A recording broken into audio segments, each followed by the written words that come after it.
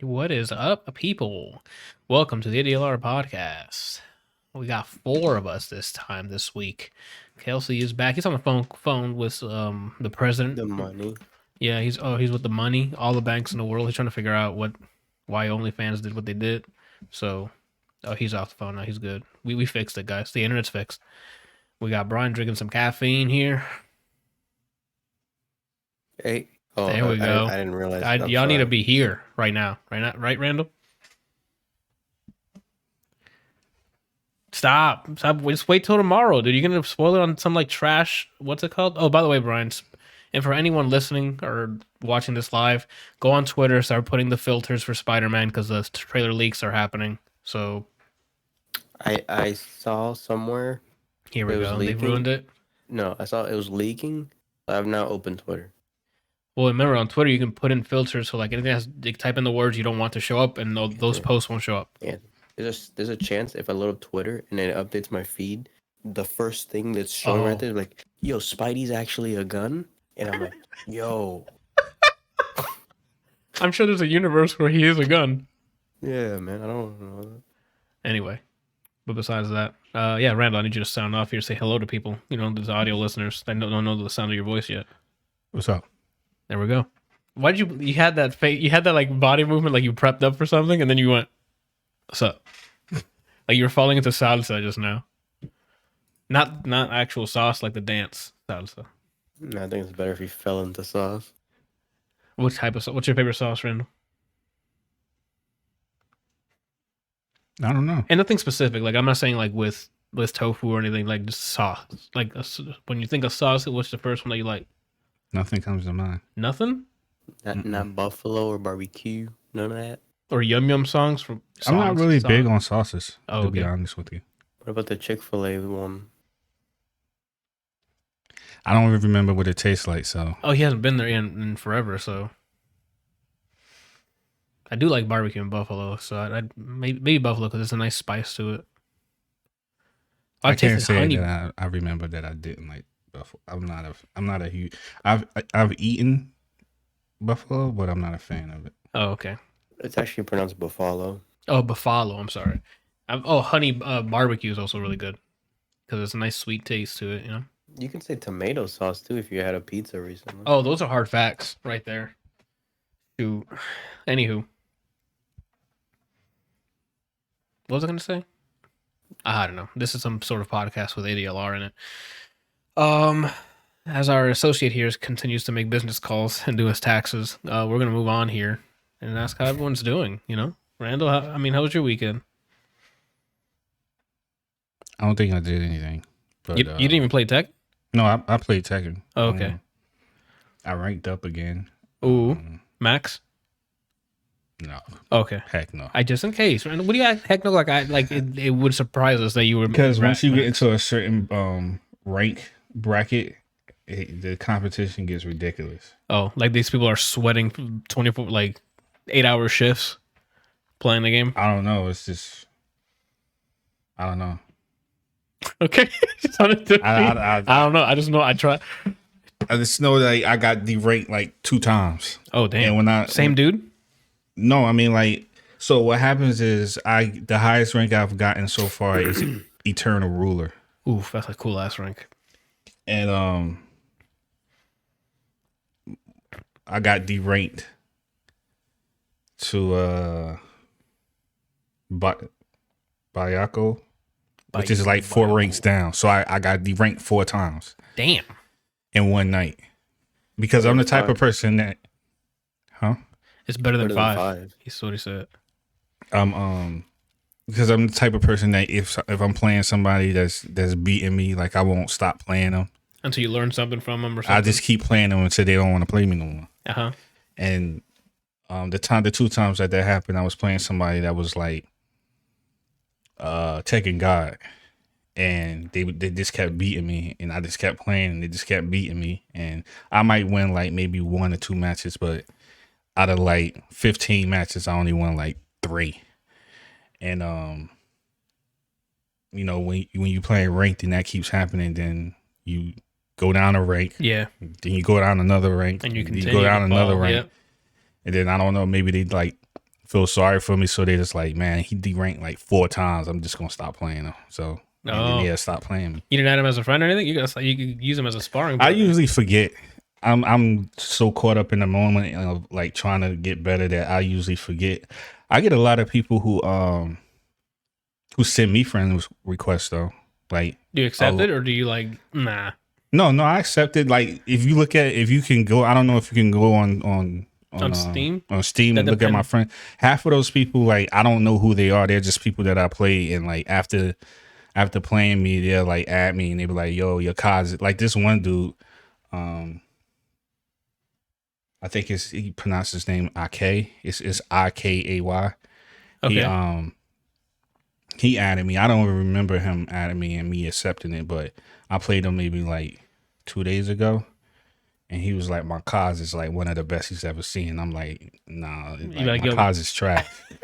He's like, I told him, I was like, "I lose a lot." He's like, "Nah, man, like you're one of the best causes. That's the reason why I added you." And he wanted to mirror match me, so he mirror matches me so he has his own? Yeah, and I swear to you, like this dude, I felt like he played cause better than I did. And he was like, "Nah, your cause is better because like maybe you hit the electrics a lot more consistently than he does." No, his electrics are better, in my opinion. To him, if you let him tell a story, he says, "No, it's him." Oh, okay. I mean, it's me. But I think so. I have this issue, and I'm sorry for this response for being so long. Randall, this is a talking podcast. This is what we do. Flex. Damn. Yeah, it's fucking flex. Well, I ain't trying to flex. I'm just I guess you hit a nerve with that question, so I'm just telling you what happened. Okay. So what was I saying? Oh, so I think I have these stages when I play against people that go through my mind. It's like, so if I play somebody that I feel like it's clearly better than me, I start doing what they're doing. So like when I started playing him, he was doing electrics a lot. So then,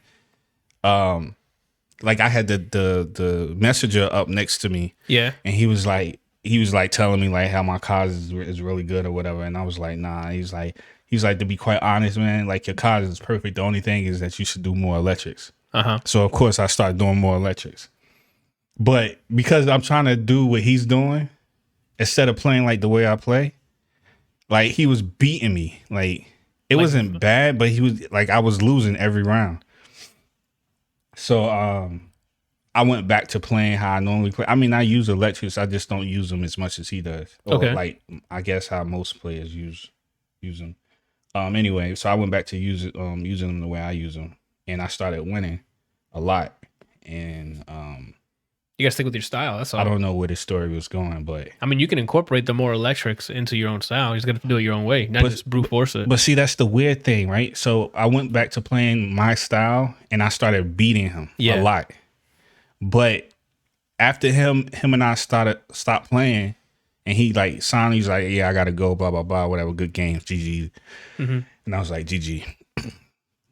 I go back online to play some other randoms in ranked. Yeah. And I start playing. I'm playing my style, but I'm doing like 60% more electrics now.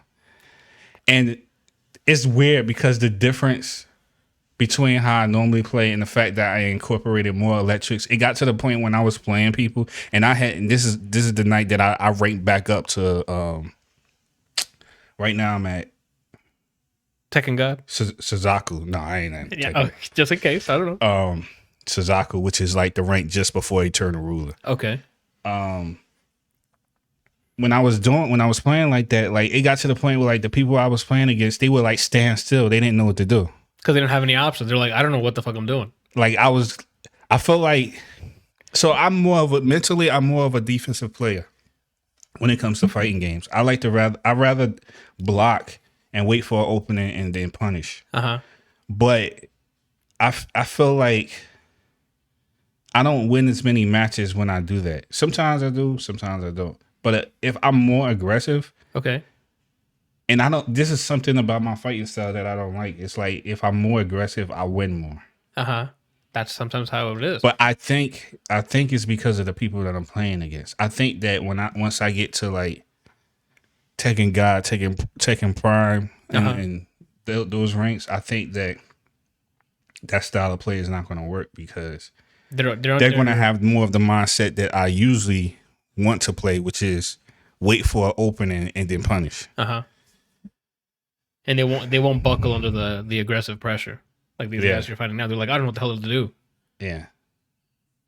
So I don't know. It was it's been an experience, man. Ever since I participated in Evo, I've been determined to like get really good with Kaz and like because I wanna play next year, maybe even play in some tournaments along the way, and like you can do the online, like not local, but like you can just look up that same site. I think it's Smash GG, right? Yeah, that's what it was hosted on. I'm sure they host a bunch on there. And you can, and not to beat a dead horse here, but you can use that to propel your streaming too. Yeah, to like stream while you're in the middle of a tournament like that. I forgot what I was going to say. That you wanted to get better and better so you can participate in more tournaments. And like it's crazy because the more people that I play, I don't think I have a confidence issue. I think that I'm pretty good. But whenever I play people, they friend like I got a lot of people who friend me because they think that I'm really good. And I don't think I'm as good as people say they think I am. That's because you're probably comparing yourself to those Tekken gods, Tekken masters and stuff. But you got to keep in mind that's where the ranks that you're currently at is still high. Yeah, I guess it could be. I think something similar happens to me where to you good means knee or JDCR. So by them saying that, you think that they're comparing you to them, which is like with me. So I'm like, oh, you're pretty good, and then I see the kill stage playing Solgars. I'm like, not even close. Yeah. Like I don't know, man. Like I know there's a lot of like parts to my fighting that needs to be improved. I've gotten a lot better at breaking grabs. Oof, that's good. Yeah, I would say like that it's weird because it's like you remember how I used to tell you like I can tell which animations if I'm looking for it, I can tell which animations are which. Yeah, because of the arm positioning. But what the weird thing is when I'm in the heat of battle, the grab happens so quick that I know for a fact that I would be lying to you if I said Anthony, I saw the animation and I hit the button. But that's not what happens. Like I'm in a heat of battle and I don't know. I can't tell you what it is. I don't know if it's intuition or it's kind of like how professional athletes say like they do amazing things during the game because they're in the moment. Yeah, it kind of feels like that. It's like I'm playing. I don't see the animation because I'm always looking for the lows and I'm trying to backdash and all that stuff like that, or I'm just trying to execute in general. But I always seem to hit the right button when someone tries to grab me. Well, I mean, you do. It's just like you don't consciously know that you saw it. I know that sounds silly, but your body's react. It's doing the processing for you. Your eyes are like, that's it, and then sends the signal that you know you need to do at the right time. And it's weird because I know I'm not number one, I'm not a button masher. But two, like you should try it. I'm not button mashing. I'm like literally like the grab happens and then I hit a button and then he breaks the grab. And the other guy's like, I've had several dudes try to grab me 3 times straight back to back because they wanted to see if I just got lucky. So I'm not talking about like they do the same grab. They'll do 3 different grabs. Oh, that's what I was going to ask you. And can't you punish after that first break? You can't punish grabs. Oh, I didn't know that. But I've seen I've had a guy try to grab me with the left punch and the right punch one. And both, and I break all 3 of them. He probably stood there like. To me, that is one of the staples of knowing if someone is really, really good. And I don't think I'm at that level. I think that because I don't break grabs all the time, I've gotten better at breaking grabs, but I don't break them consistently. Now, like Brian mentioned, like JDCR and Knee and Kudons and all those guys, like them jokers break grabs all the time. Like it's not an option. Yeah. It's not an option. You know how like he's like, okay, I'm going to attack. I'm going to go high. I'm going to go mid. Maybe I might grab him. Grab is not an option for them. Against them because they're going to break it. Because they're going to break it. Oh, like shit. Watching them in tournament, if you see a grab go on, you're like, what the fuck? So it's Yeah. rare It's to just- actually land one. Yeah. Instead It's of like It's- imagine all pro players have Goichi defense. That's what it holy feels like. shit. It's more of an anomaly to see somebody get grabbed than At it is that for them to level? like. If someone breaks it, it's like, oh yeah, of course they broke it. So they might just use it to just break the momentum if they have it. I'm pretty sure. Yeah. Like clenching. Yeah, like Yeah. clinching and boxing. I've watched too much of Fighting Spirit. Like now, I just need a main boxing characters. Too much of it. Balrog and Street Fighter. Yep, I got Steve and Tekken. There's no boxers and Skullgirls, which made me sad. Yeah. There is one, but that's not playable. Isn't there Andy. a boxer like type character in Strive? A I boxer. don't remember. No, maybe I'm thinking of that game, the other game that you used to play, the other game you was in the tournament with. Blaze Blue. Was it Blaze Blue? Isn't there like a guy who uses his fist? Everybody You're uses thinking their of fists. you're thinking of Grand Blue. Yeah, there's Oh, an Grand older Blue. guy. Yeah, Sorry's. Yeah, he works the body. yeah. Welcome I mean, back. If they ever add Slayer to Strive, it's just my main.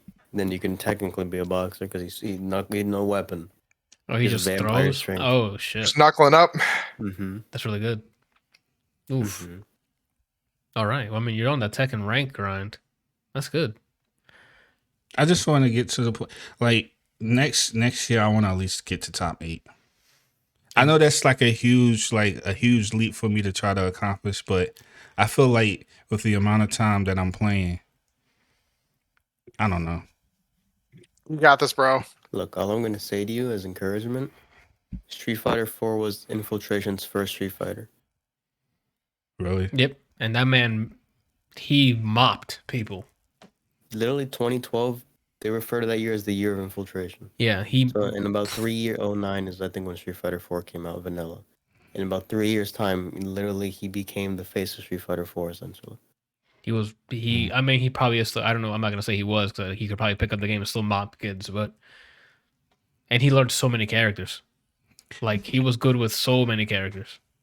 And two, like, I'm not trying to make excuses or anything like that, but like, it didn't really dawn on me until that same dude that I was playing mentioned it to me. Yeah. He was like, you can't be too hard on yourself because Kazuya is very execution heavy. Yeah. So like a lot of characters are way easier to play. Like he's like one of the more difficult players to play because you have to. The best way I can explain it is like when you play against another player. I mean, you're always playing against another player, but in most cases, you're playing against the character. You have to know the tech. So it's like, if I know the character and I know their moveset, then you have a better chance of beating them. Okay.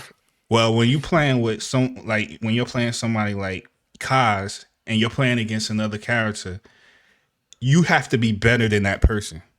You can't just know the tech of the character that you're playing against. You have to be better than the person that's controlling them because your execution has to be so almost. Anytime you ever see somebody play with those type of characters, like their execution is flawless. Yeah, because there needs to be. Yeah.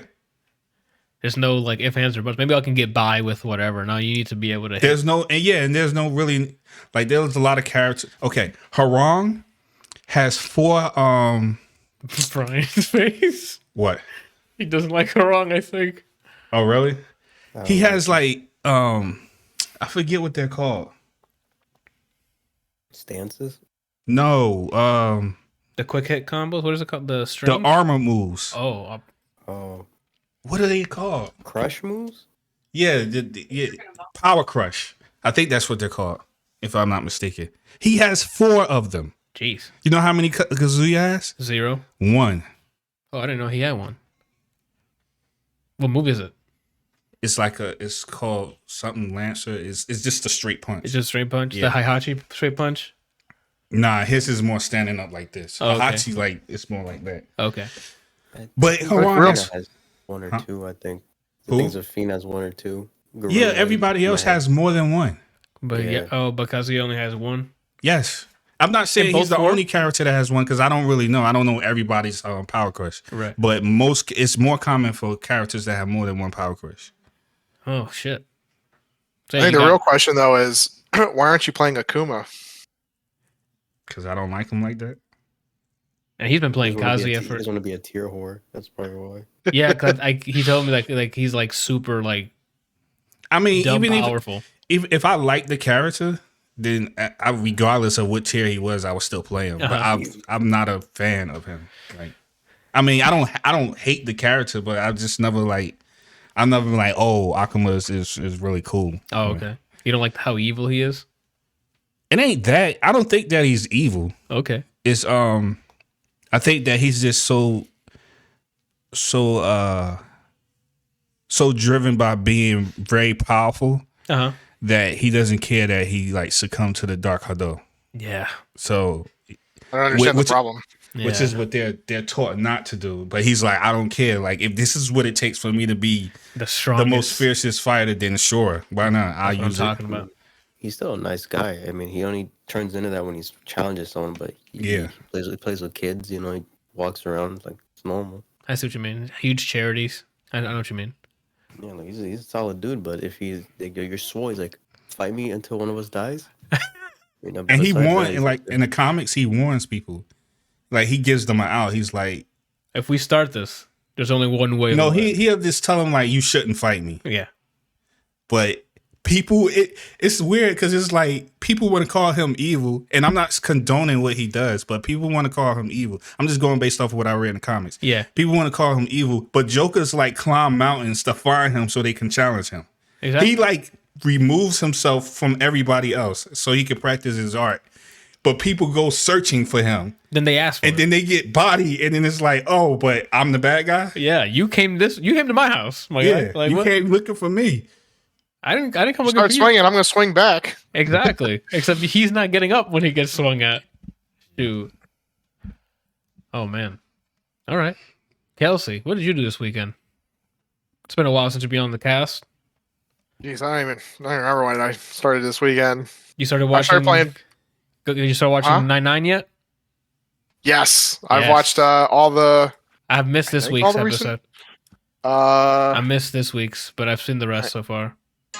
Yes, I've seen... There's only 4 episodes out, right? Correct. I'm pretty sure it's 4. Yeah, I've seen all 4 of them. I'm missing this week's, which is great. I'm having a fun time just watching it again. Yeah, they pumped the brakes a little bit with after the first episode, which is great because I was just like, okay, let's calm it down here, let's relax. A lot of shows happening. I'm like, okay, we get it, and then they're like, we're going back to silliness, and I'm like, also get it. You know, Boyle's coming in like, doing that shit and donations and everything else, and I'm like, okay, like I understand that Boyle would do that because that's his character, but let's calm it down a little bit. It was a strong push. I'll just give it that. Yeah. I guess you guys. Other than that, like I'm rewatching Ted Lasso. Yes. So you haven't started this season yet? Oh no, I've started this season. This season's incredible. Okay. Yes. Oh my god. Talk about a show that every episode you walk out with your heart just bigger and warmer, and you're like, I love this show. Dude, the Christmas episode. Yes. Like practically in tears. You know. Yeah. The latest episode with Rebecca giving advice to Nate, you know, and her be like, oh, I'm like, that sounds like something she would do. Yep. It was really good. We've been trying to figure out who's on the other end of the text messages from Banter. No, I don't think so. The way they cut it makes yes. I think that's a scapegoat. I think it's just someone else. Yeah. Oh, okay. I think so.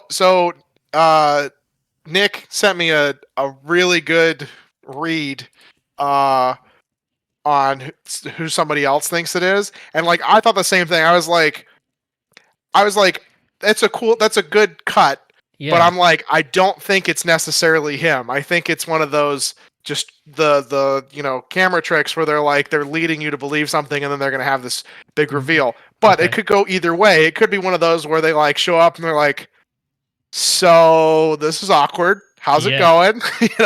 And then just kind of play it off as a joke, through the series because it fits that style. Yeah. Or it's going to be,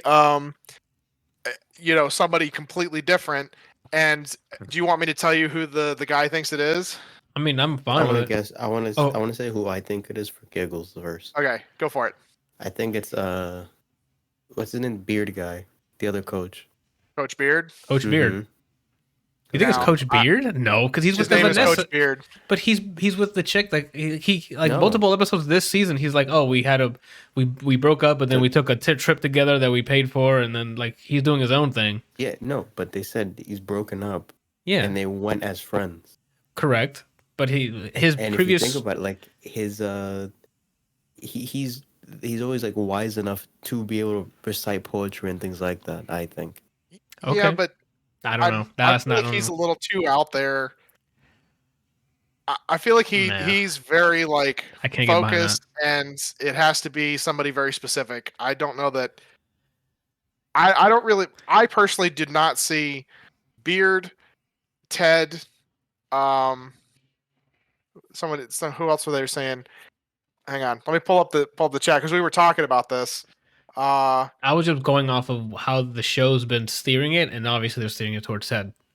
Yeah, but I don't think it's Ted. I think if they do Ted, it's going to be one of those just like joke things. I don't think it's ever actually going to go anywhere. I don't think they'd make a great fit. Right. But I could see them doing why don't you show up at this place? I'll make a reservation under some weird name, and then I'll be wearing a bright red suit, and then she's like, okay, I'll show up in a bright red dress, and then they both show up at the bar together, and they're like, so, are you boss girl? yeah, I think either the beard thing, or I think it's gonna be someone that she does not like at all. Like she's gonna meet them, and it's gonna be like a hamster or something. Could be And Jamie.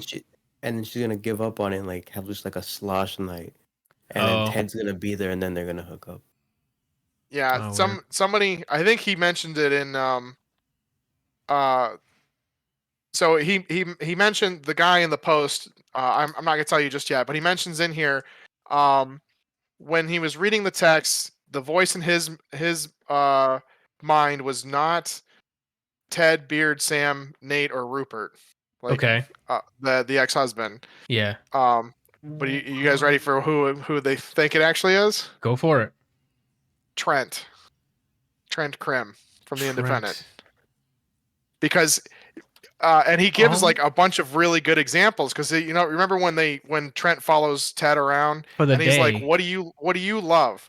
And Trent kind of pauses for a second, Uh-huh. and Ted's like suggests that it's writing, and he's like, well, yeah, and he makes the statement in his post saying that it's probably something more than writing articles. It's probably writing like bigger things like poetry and books and all this other stuff. And you see it when like Trent while he's following him around and Ted's trying to get Roy to be the leader, and so he gives him the book A Wrinkle in Time, and he's like, what even the fuck is that? Yeah. And then Trent chimes in and he's like, it's actually a very awesome story of a little of leadership and yeah. Mhm. And he like, you could see the like spark in his eyes where he's like, it's an amazing book, like you should fucking read it. His passion is literature, so like that's what he wants. I But think what? it's gonna be But where's someone the we already evidence? know. But is Yeah. there any other ties to what the other person was saying to her? Like maybe. I mean, he mentions just in here, he mentions in here that like Rebecca really wanted a child based on events from the previous season, and then she obviously can't have them now, and Trent has a daughter, a young daughter, and it might be a way to lead her into kind of having the child that she never had, and like getting to know her, and then what's the other, Nora, the sisters. Sassy's daughter? Yeah. Like she kind I of like dropped her. out of that, and they brought her back, and so now he says it might be a good experience for Nora to like help her connect with the kid and all this other stuff. Like I'll send you guys the post that he put out, but it's a really good read. Like it's like, damn, that's actually It could whatever. be Trent. He's also one of the only ones that has the intelligence and the mindset to say and do the things that He's done you so see far. Yeah. yeah. everybody else just has like either the personality is wrong or their intelligence is not for that person. Not that they're dumb, it's just they don't speak that way. Yeah. That makes sense. So I'd be okay with I'll it. send this to you guys so that you can read it too. I feel like for sure has to be someone already shown. I don't think it's gonna be like, oh, a new guy and then guest stars Tom Selleck or something like that. I think it's gonna be someone in the cast we've already seen. Tom Selleck. I think that'd be a better plot, or a better twist if it was someone we already know. So yeah, Trent, that's a good one. I'm excited. I gotta see it. Yeah, when Nick pinged me with that, I was like, oh shit, like that's actually a really good call. It's a good possibility. So we'll see. Excellent. All right.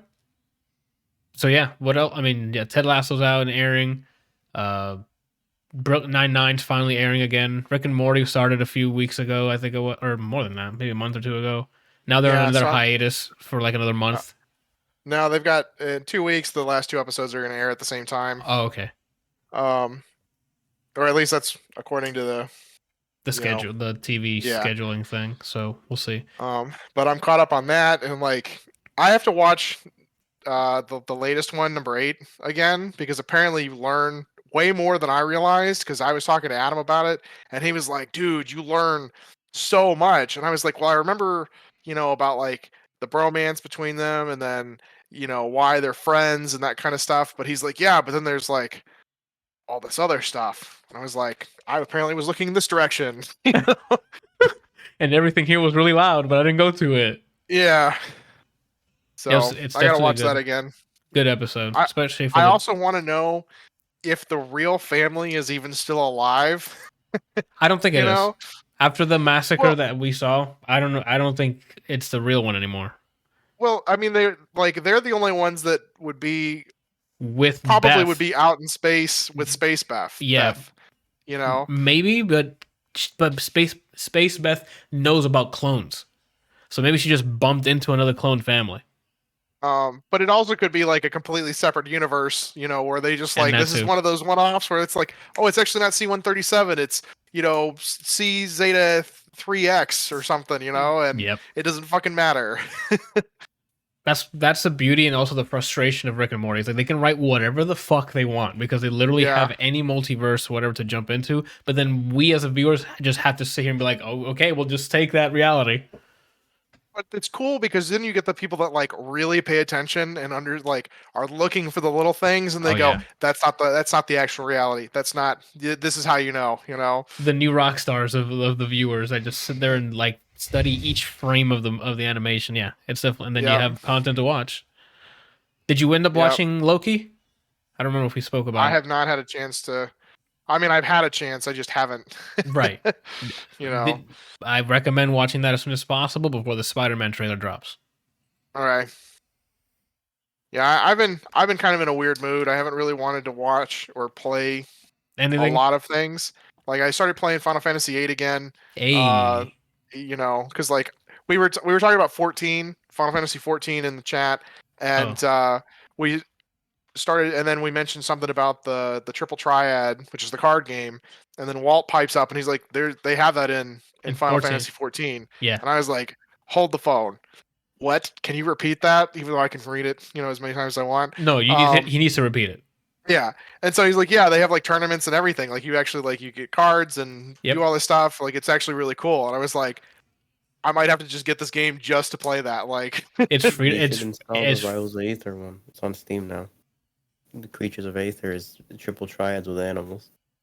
Final Fantasy 14 is free to play up to level 60, so you don't have to buy anything. They've done the meme paste a couple of times. Okay. Already, that Johan pitches and everything. I have it as a command in my chat, so he doesn't have to like look for it. He can just keep putting it on there. Yeah. Oh man. So, Cool. But I've been watching a couple of things on Netflix, and I just turn everything up to 1.25 speed so that I can watch it faster. It doesn't have like that weird audio effect. Like it doesn't get like high pitch and quick, or is it just fast enough where you're still audible? 1.5 is a little too fast. 1.25 is just fast enough that you can like still follow most of what's going on. There's a couple of times like watching Hunter x Hunter and The Good Place that I had to like Hunter x go. Hunter. It's not That I Hunter had to- x Hunter? No, it's Hunter x Hunter. Really? That's how you. Even though there's an X clearly in the middle. Really? Okay. It's Hunter x Hunter apparently. Says who? First says who? Everybody. Okay, I'm not. Everybody doesn't count for me. Sorry, it's Hunter x Hunter. And if they want to fight me, they can by subbing to me. I mean, you could even go as far as Hunter Cross Hunter if you really Yeah, wanted like to. they're. I mean, you can, but I've never. Everyone says the correct way is Hunter x Hunter. Nah, apparently. bro. That's because they're too lazy to say X. It's Hunter x Hunter. That's why there's a X in the middle, right? We still speaking and reading like in human beings, right? Yeah. Well, the X is silent. Is that what they're gonna tell me? Or is the X a different symbol for a comma? It's Hunter x Hunter. Come fight me. The heck? Yeah, but there were a couple of times that like some information came up, that I was like, wait, hold on, let me go back and try and focus on that. And then there were times that I'm just like, I don't feel like giving a shit about learning how the Ren works and the Nen and using Gyo and everything else. I'm like, they'll use it enough that I can be like, oh, okay, that's what that is, because they call it out every time too. It's like, I gotta use Gyo, and then their eyes light up, and it's like, okay, so Gyo is the thing that they can see shit with. It's like, cool, you know. It's like, oh, are they using Nen? I can't sense anything. So you've seen everything you've watched the whole show. Yeah, Okay. There's 6 seasons in the whole show. 6.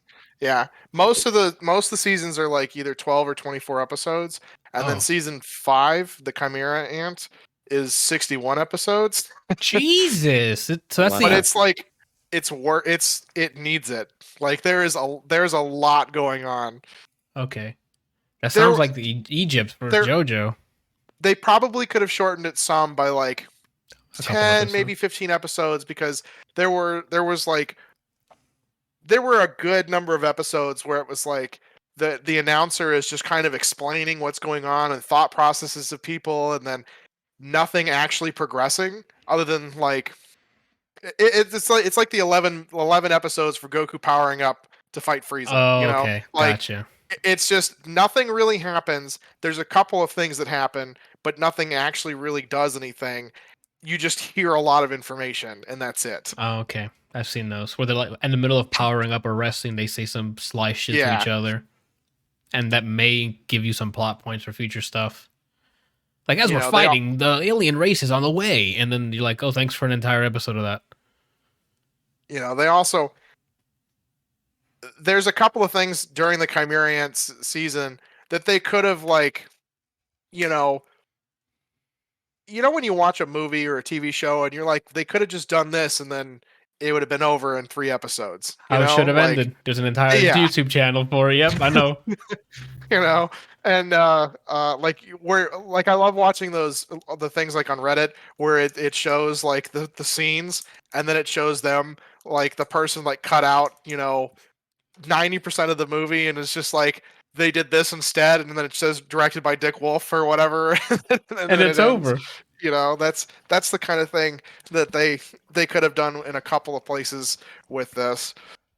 Who are your favorite 3 characters? I think my favorite is probably Palm. I don't know any other characters, so the hair.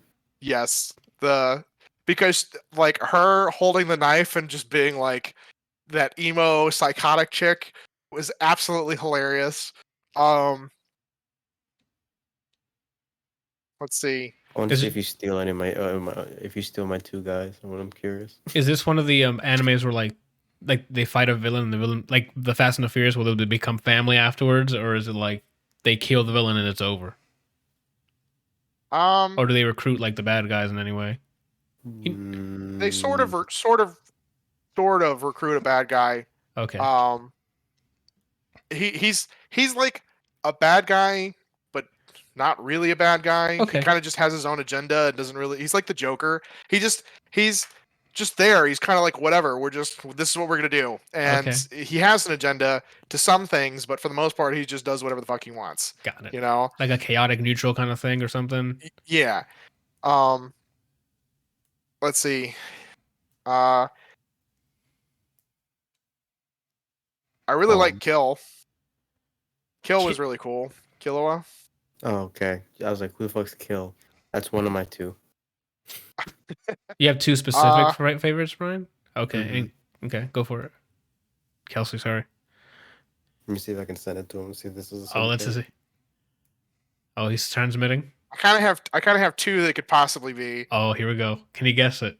All right, go for it. So the chairman, or you don't like him? I don't hate him, but he's not. He's not the second guy. Or the Kill's grandfather. No. Oh, you mean no? You mean Gen from Street Fighter? No. Gen from Street Fighter?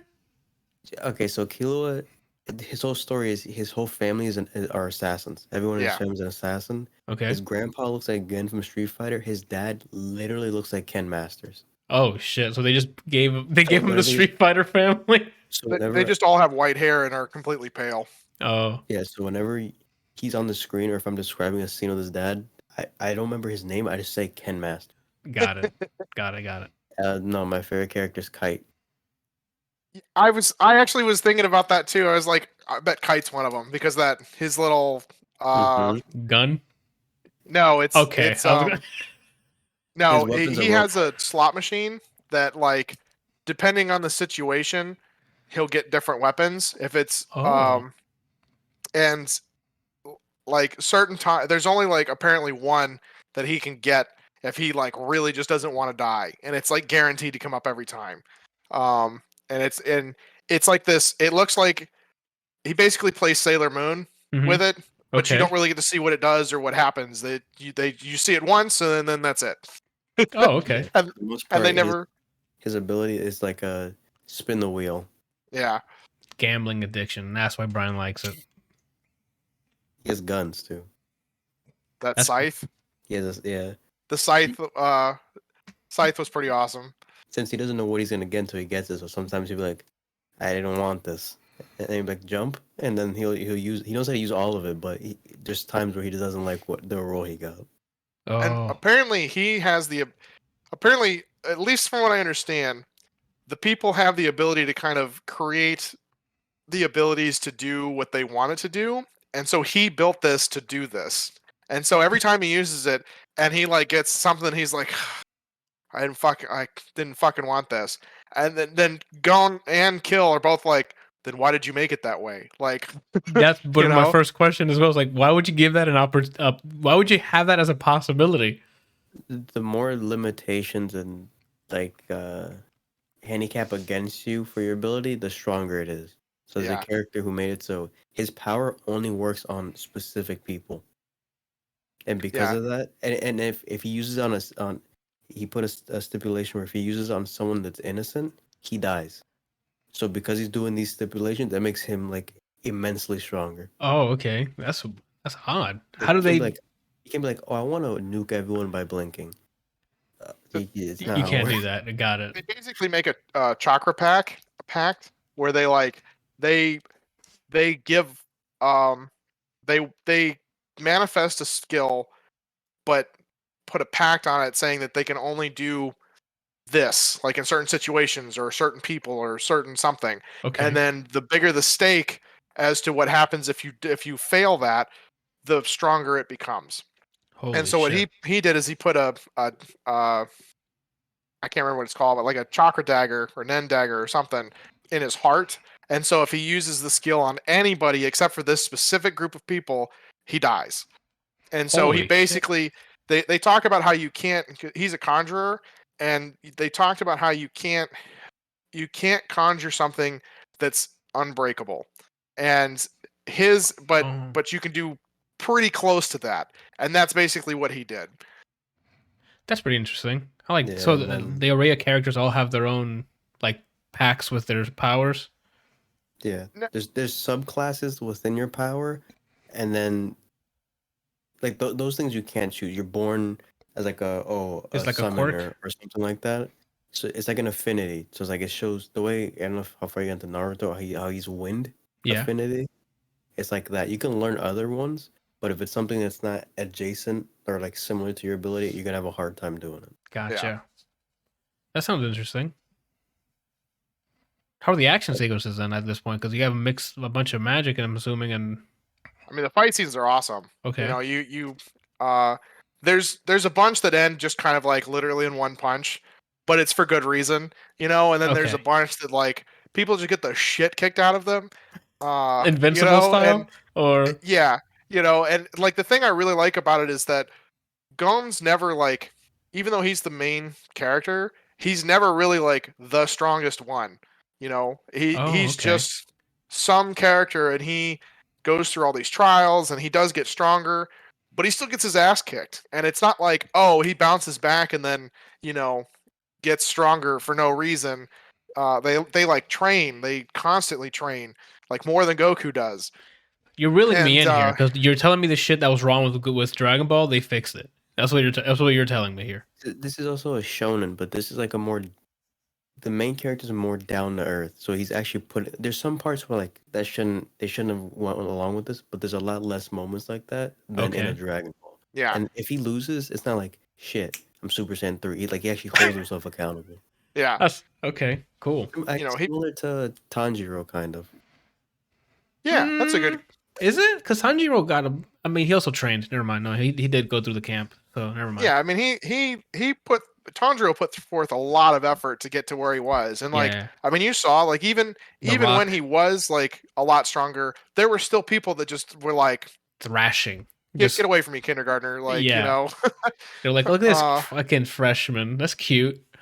Like he's got a lot of potential, and he can unlock that potential if he trains hard, and he like gets a somebody that can help him and that kind of stuff. And that's what happens in this show. Is like it's somebody who has no clue what he's doing, kind of just has like very optimistic outlook, very similar to Ted Lasso, and just pushes forward, has a goal that he wants to do, and just tries to do whatever he can to obtain that goal. And then, as he works towards it, he finds people that help him and push him and train him, and how he, gets better understandings of things. And really, like, it's not like Naruto where they spend, 243 episodes of him just being like, I can only use the Rasengan. No, like, and I sang. That's not totally true. Because he turns in. No, you missed one thing, which is the shadow clone, like Brian did. It's either shadow clone and Rasengan, and then he learned how to mix them, and then there's another 60 episodes of him doing that. Yeah, so I don't want to spoil it. Because I'm gonna watch it because I think this might be a watch because it sounds really cool. Nella Trey in the chat says it really is a treat among shonens. So I'm like, okay. Yeah, he got me to watch it, and I might give it a shot. I have a severe negative bias towards shonens. I don't like, hey, for your friendship, hey, I need to be stronger for this reason right now. I did it. We won. Uh-huh. This is more like a down to earth shonen in those regards, and I found it enjoyable. I mean, there is some of that like friendship thing, but it's them pushing each other to get stronger. It's never like, oh, we got to get stronger. High five! Sweet, we obtained Super Saiyan 4. Like, no, this is, I'm not gonna let him beat me, and he's not gonna let me beat him. So we're gonna train the fuck out of each other so that we can make sure that we keep pushing each other. Okay, that works. I like that. Final question. But yeah, I mean, the show was awesome. I really enjoyed it. Actually, I have two questions. I feel like they had some kind of just open-ended things that they never really took care of in it, but it's just kind of how the seasons played out. Right. I think there's it's been on hiatus for over 1,000 days. Yeah. That's how I saw the thing. It's weird. Days. Yeah, it's weird that you're talking about Hunter. And today I saw a headline. It's like, oh, Hunter's been on hiatus for 1,000 days. I'm like, holy shit.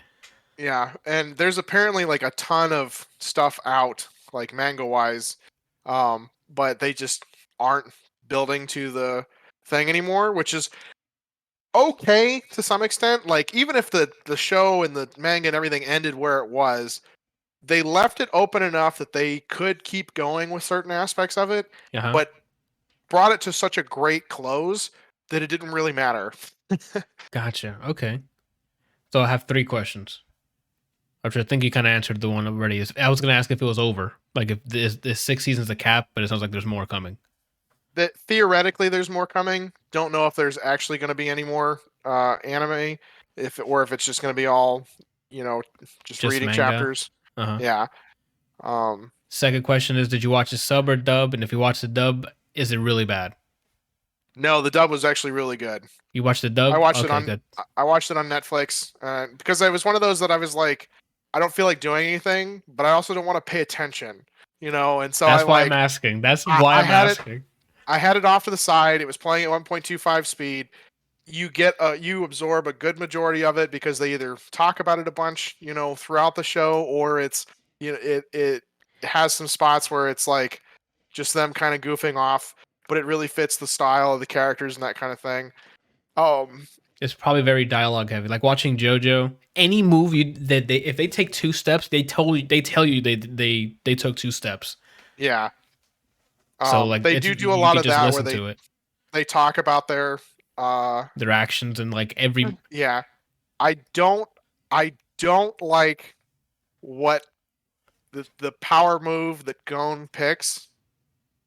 It's really annoying to me.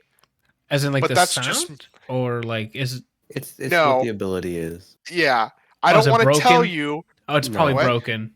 It's broken? It's just silly. Oh, okay. Yeah, it's more silly than broken. Okay. Like it's the way it works is interesting, but it's just annoying. It's Okay. like I can't say anything without just like ruining what it is. I'll watch it. But when you get to it, you're gonna be like, no, he's gonna do this for the rest of the season.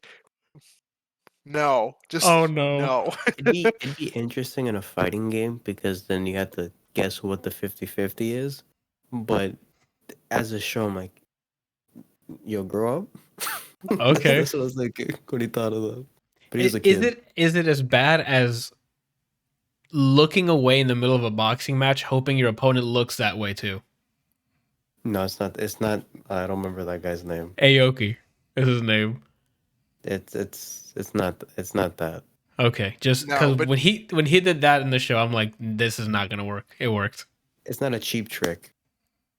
Okay, gotcha. Okay, I'll check it out. Is it do I find out early, or is it gonna be like after like the 61 episode? I want to say it's like season 3. Okay. Yeah, it's like maybe mid. Yeah, maybe not too far in. Yeah, I mean the first season. I think the first season is like 24 episodes or 26 episodes. Let me pull it up real quick. Episode guide.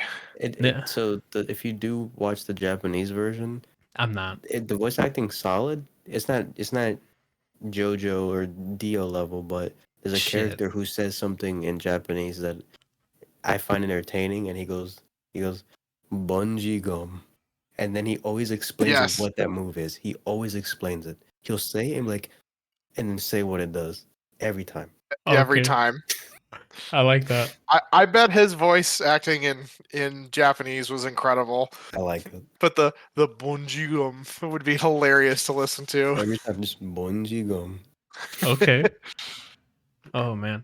I feel like that's going to be similar to the whole Jotaro. Or Jotaro. Yeah. Like that's going to be similar to that. Okay. For me, for quotables, off the top of my head, from like Japanese or subbed, JoJo's always at the top. Yes. There's too many things that sound badass. Yes. Right under that, Bleach. Oh. Right under that's Bleach. Then just bungee gum. Off the top of my head, that's the order. Bleach did have some funny ass shit because of Chad. Yeah, Chad sounded too hilarious. My God, dude. Bunkai. Yeah. I didn't like Rukia's brother whatsoever. Uh-huh. The only good thing he contributed was the way he says Bankai. Oh. Now for JoJo, it's numerous things. My favorite one is obviously Bruno Bucciarati saying "Arrivederci," and I'm like, "Fam, take my clothes off," right? Like, I did love when they went to Hucamundo, and everybody there was like speaking Spanish and things, and like in Japanese, it just sounds incredible when they get that low, like, the badass, and then they start spewing off Spanish, and you're just like, I'm even more confused. Yeah. How are they doing this? It's spot up. And then when shit gets real in that arc, from there on after, someone says something like, "I slept with your dad." Spanish guitar plays, and you're like, You'll beat his ass for that. Yeah. Oh, It's you've seen Yu Yu Hakusho, right? a long time ago. I When I was a actually, kid. I want to have that on my backlog to rewatch because it's been too long. I haven't seen that in You- so long. Do you remember the characters? No, I know what they look like the red hair guy with the blue outfit, the ninja Kuwabara. dude with the black hair with My the white. favorite is the guy Yeah. with the thorn. I always forget his name. Now that Um, you said that, I can't think of what it is. But Kuwabara makes an appearance in this show. Not him just- specifically, but I'm it's- like, it's the it's same clearly universe. Kuwabara. Oh, okay. Are you I thought talking it about? was- Yeah. Okay. Brian just Wanded? No. Wounded it up? Not him. The it literally looks like him with black hair. He takes his shirt off all the time. Oh, This sounds like my main. Okay, I know who you're talking about.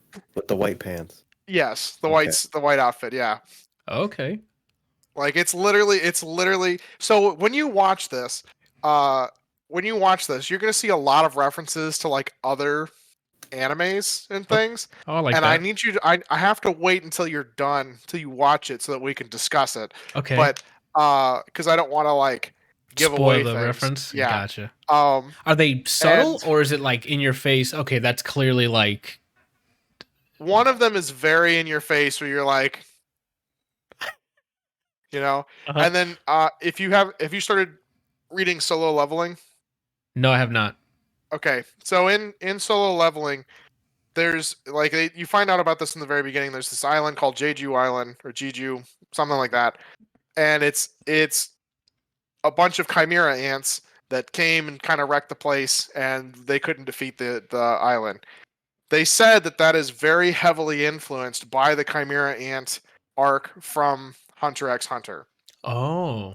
And then some of the characters in Hunter x Hunter, if you read Solo Leveling, you're like, that's clearly they're the same person. Like, okay. Like you could put them next to each other, and they could be two different species, and you go, no, that's clearly like That's them. Copy Yes. paste. Okay. Yeah, I gotta add this in my backlog then. Because I mean, I haven't. The amount of episodes scares me, but I mean, if it's not the same as like Naruto or Dragon Ball, where it's like, hey, I'm powered up. Why? Because I believe in love. And I'm like, okay, well, no, they Maybe never random. do the whole. There's always a reason for something happening. For the most part, they never do the whole courage is the word or brave, whatever the fuck it is. fuck, man. There's Oh my- random characters with guns. What? Like they're just random sub character, like just civilians, That's all I or gotta say. And when Okay. you see it, when you see who has a gun, just think they pop up with a gun, you're gonna laugh, and then you're gonna think, I know what Brian did in this scene. gotcha. Let But me tell you, I each one of those is in my phone. in my Discord, I shared a gun scene from Fighting Spirit from Hajime no Ippo, and I'm like, Yeah. if Brian saw this, how did he not tell me about this? I was not ready for it. I was laughing out loud in the lunchroom. It's on the Yeah, anime. well, since Nella recommended it, whenever I got to something, I just DM him. Uh-huh. So he got the journey without being there. Yeah, Barbara when- Streisand makes an appearance in this too. Her voice, like a voice actress, like her. No, Oh, I'm like, that's just quite the pull. the physical appearance. Like you look at her, and you're like, That's her. Well, okay, it's but clearly her. okay, but do they reference her as Barbara? No, like, Oh, okay. they don't reference any of these people as anybody else, but you just look at them and you go, That's Streisand. come on, Mhm. come on. Yeah, Okay. I'm in the show. I knew it. What do you play? What gun do you play? Pistol. All right. Well, I was hoping a little more specific than pistol. Anywho. All right. The last question is: do you recommend it? Like Brian gave Oh, his yes. recommendations. Yeah, For it. like it's definitely a great anime to watch. Like it's always moving. There's some side stuff, that they do, but it's for a reason. It's never just like, Naruto where you look up a guide and you go, okay, so I skip episodes 1 through 39, watch number 40, skip 43 through 79, and then I watch 96. Okay, that's the season. That's the only thing I do. Uh huh. Every episode kind of has a purpose for the most part. Thank goodness. There are some that you're like, they could have done better. But There's an arc that I personally could have done with if they skipped the entire thing, but I'm in the minority in this. which one? I guess message him. Or go ahead. No, it's fine. I'm not going to know what the hell it is until... I'm writing. Okay. Anywho. Well, I guess so that's 2 recommendations. I'm going to have to give it a shot. It's going to take me a while to get through it if it's 61 episodes in one of the seasons. So you're going to have to bear with me on that. I guess before we get to the next topic, did you guys see the first screens for the live action Kaiwa Bebop? Yeah. I have not. It's in my Discord. After seeing it, I'm cautiously optimistic. I don't know if Brian, you feel the same way in any way, but the set design looks pretty good. The costumes look like them. I just gotta hear them and like see their mannerisms in action. But the stills, I'm cool with it. I'm still gonna give it a chance. Anime. I'm still gonna give it a chance to like watch it, but it's just more of my bias saying this isn't what we needed. Gotcha. I feel that. Scroll all the way down. Like Faye, for instance. That's some of them. You can click on those other screenshots. Faye, for instance, looks cool, but to me, that's not. She doesn't look like Faye at all. To me, that's just she looks like a cool character. I mean, it's because you're comparing like 90s drawing aesthetics to real life. You're not gonna get that close, you know. But the guy who's playing, what's his name? Design. What's his name? Oh my god, big dude with the cyber arm. Jet Black, spot on. He looks great in that costume. Something I noticed too is like, where's Ed? In what they showed, we don't see Ed, but we see Ein. We see Ein. Maybe because they're saving that as a surprise to see who got casted. We do get introduced to Ein first, but yes. So if they have, I'm assuming they're going to go through the same story. They showed the church, so like I would imagine. Anyway, but from the screenshots, I'm more optimistic on it, but I'm still cautious on it. So we'll see what happens, but I'm excited for that. And I guess let's keep going with the anime. I'm in the middle of watching Hajime no Ippo. That's why I made that Aoki reference earlier. I finished season 2. We're in the middle of season 3 now. The second season is what is this? Oh, it's Ippo defending his title because he wins it at the end of the first season. What the hell? And he's defending it for, I think, a good portion of the first half. And then the second half is Takamura going for the world title. And then there's some stuff in between. It's more of the same of the first season. Good, like heartwarming training, feel good. Him going through obstacles, overcoming them. Good chemistry between like the coach and Takamura and the coach, the kid. I say the kid like I'm the coach. Ippo's as well also has some decent arc. The only arc that I need him to fucking get over is his girl. Like there's already 2 seasons, the man's done 0. So that needs to be sorted out. Okay? But that's just my personal opinion. Character so far? There's 2. If I can have 2. If I gun to the head, Miyata. Gun to your glue, Anthony. Gun to my glue, Miyata. Oh, you're like counterpunching your counterpunches? Yeah. Brian, that's how, I mean, when I'm all my dodges and shit in Smash Bros, when I throw that fucking cape at you, I'm like, oh, you think you're gonna hit me, and I throw you the other way. And my second one, since you didn't let me my second place is Sendo. The older guy that rocked him in... That's Date. Okay. Sendo is the really passionate boxing one.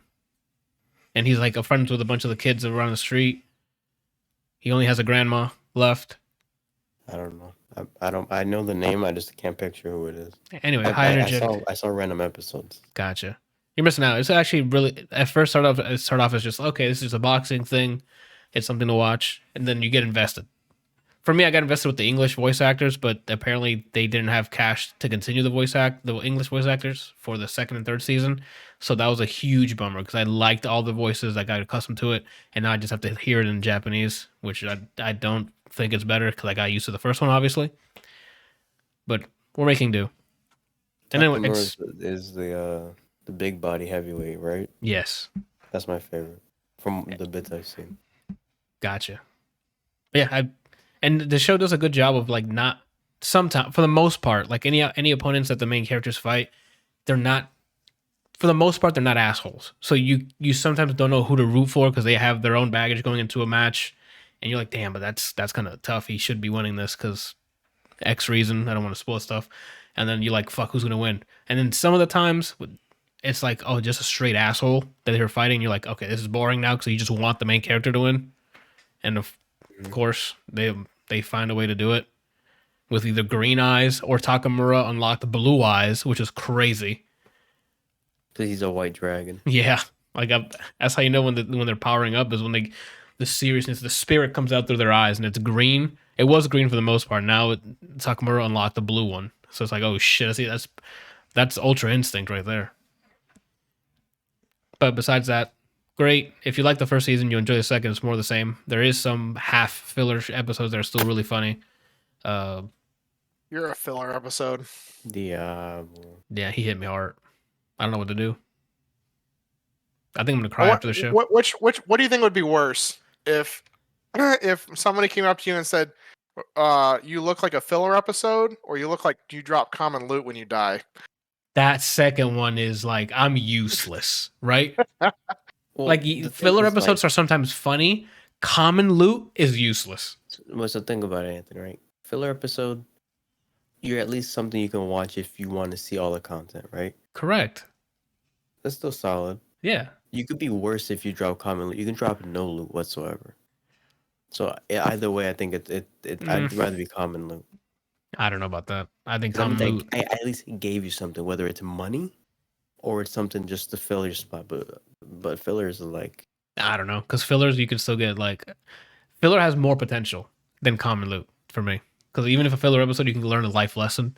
It might not be pushing the main story, but you learn something else that's valuable. But common loot, the hell do I need a fucking common pistol for, right? Like what? Because you can sell it. Nah, I'm good. I'm good on that. Yeah, I think that would be worse for me. All loot needs a home. That's fine, bro. That for me though. You know, I'd rather be a filler episode. That's all. Oh, he got me. I'm getting got 2 back to back. So yeah, I mean, a quick recommendation. I definitely liked so far Fighting Spirit a lot. Like it's like more. It used to be just comfort anime to watch while I'm eating. Now I'm invested, like to see what all the fighters that they're gonna fight, how they get stronger, the new techniques they use. I still think the reusing the animation of Ippo's Dempsey role is getting too hilarious. Because it looks like he's just dancing in front of the guy for like 2 seconds. And then I'm like, just hit him. Like, it looks hilarious. He's like, oh, he's going to the Dempsey role.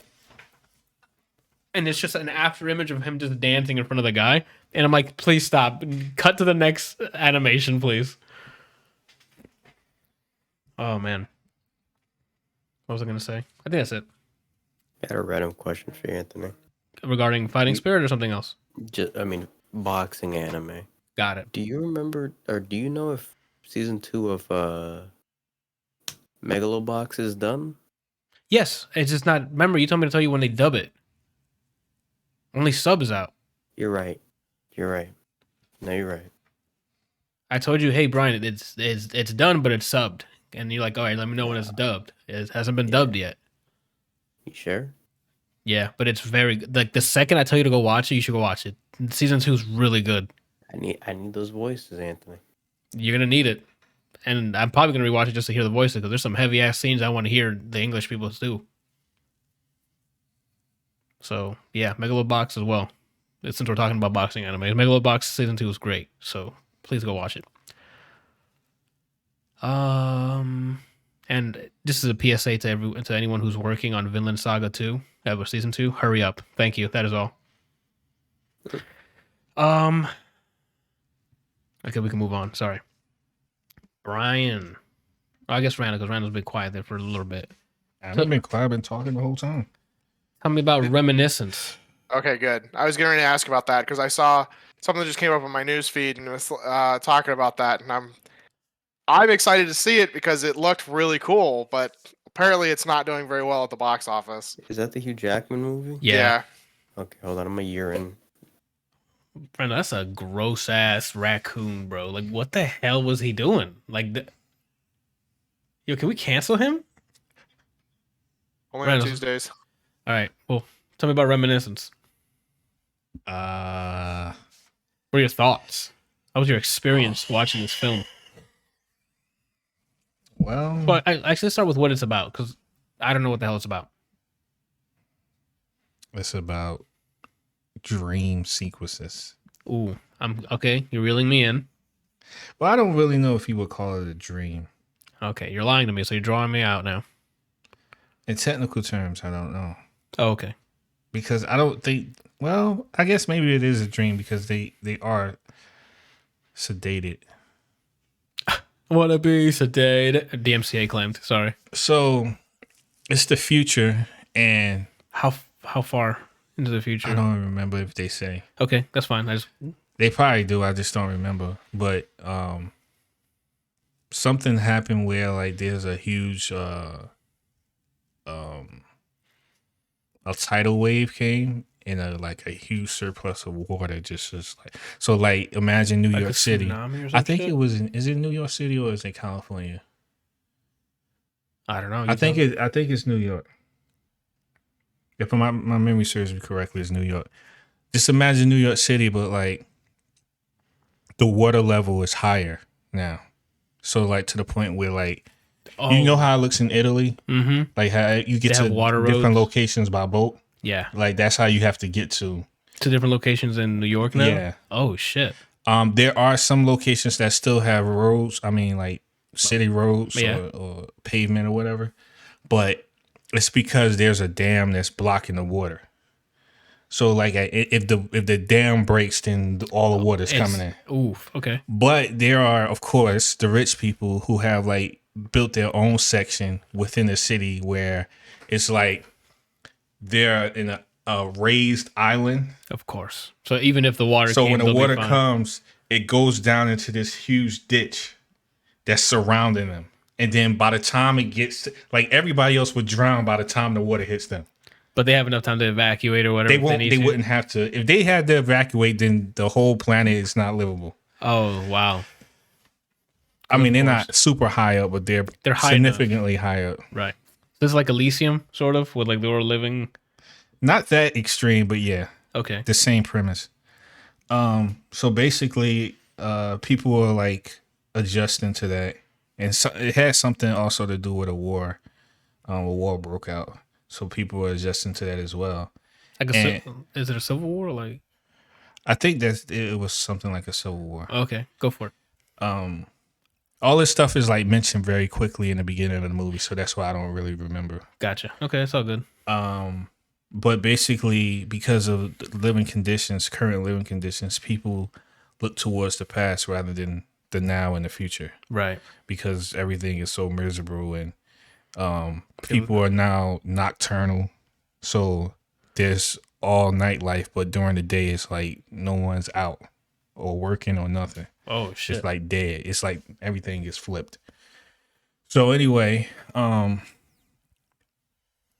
Hugh Jackman has this service that he offers that I'm assuming people pay for because they never really show anyone pay, even though they mention it. It could be a virtual thing. No. They mention it. It's just like some people, like one of the ladies, I forget her name. She's in Westworld. The one that controls everybody. Evan Rachel Wood, I think is her actress's name. Okay. So she's in it. So she's able to she works along with Hugh Jackman and basically no. I'm sorry. You can keep talking. I'm gonna see if I got it correctly. Evan Rachel Wood. The blonde one? The main white lady?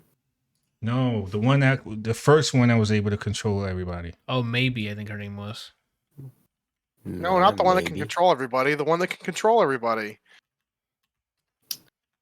Maeve. Her name was Maeve. You bitch. Her? Yeah, her. Got it. It's Maeve. So she works. She's it's a 2-man business. It's her and Hugh Jackman. Okay. She controls the machine while Hugh Jackman does like the vocal parts, and basically is they sedate somebody and they're able to access their memories to the point where the person who's under the influence is almost reliving their past. Oh, okay. Like it's super real to them. To the point where they can't tell the difference between whether or not it's actually happening or if they're like dreaming it. But can you mess with things in the dream? No.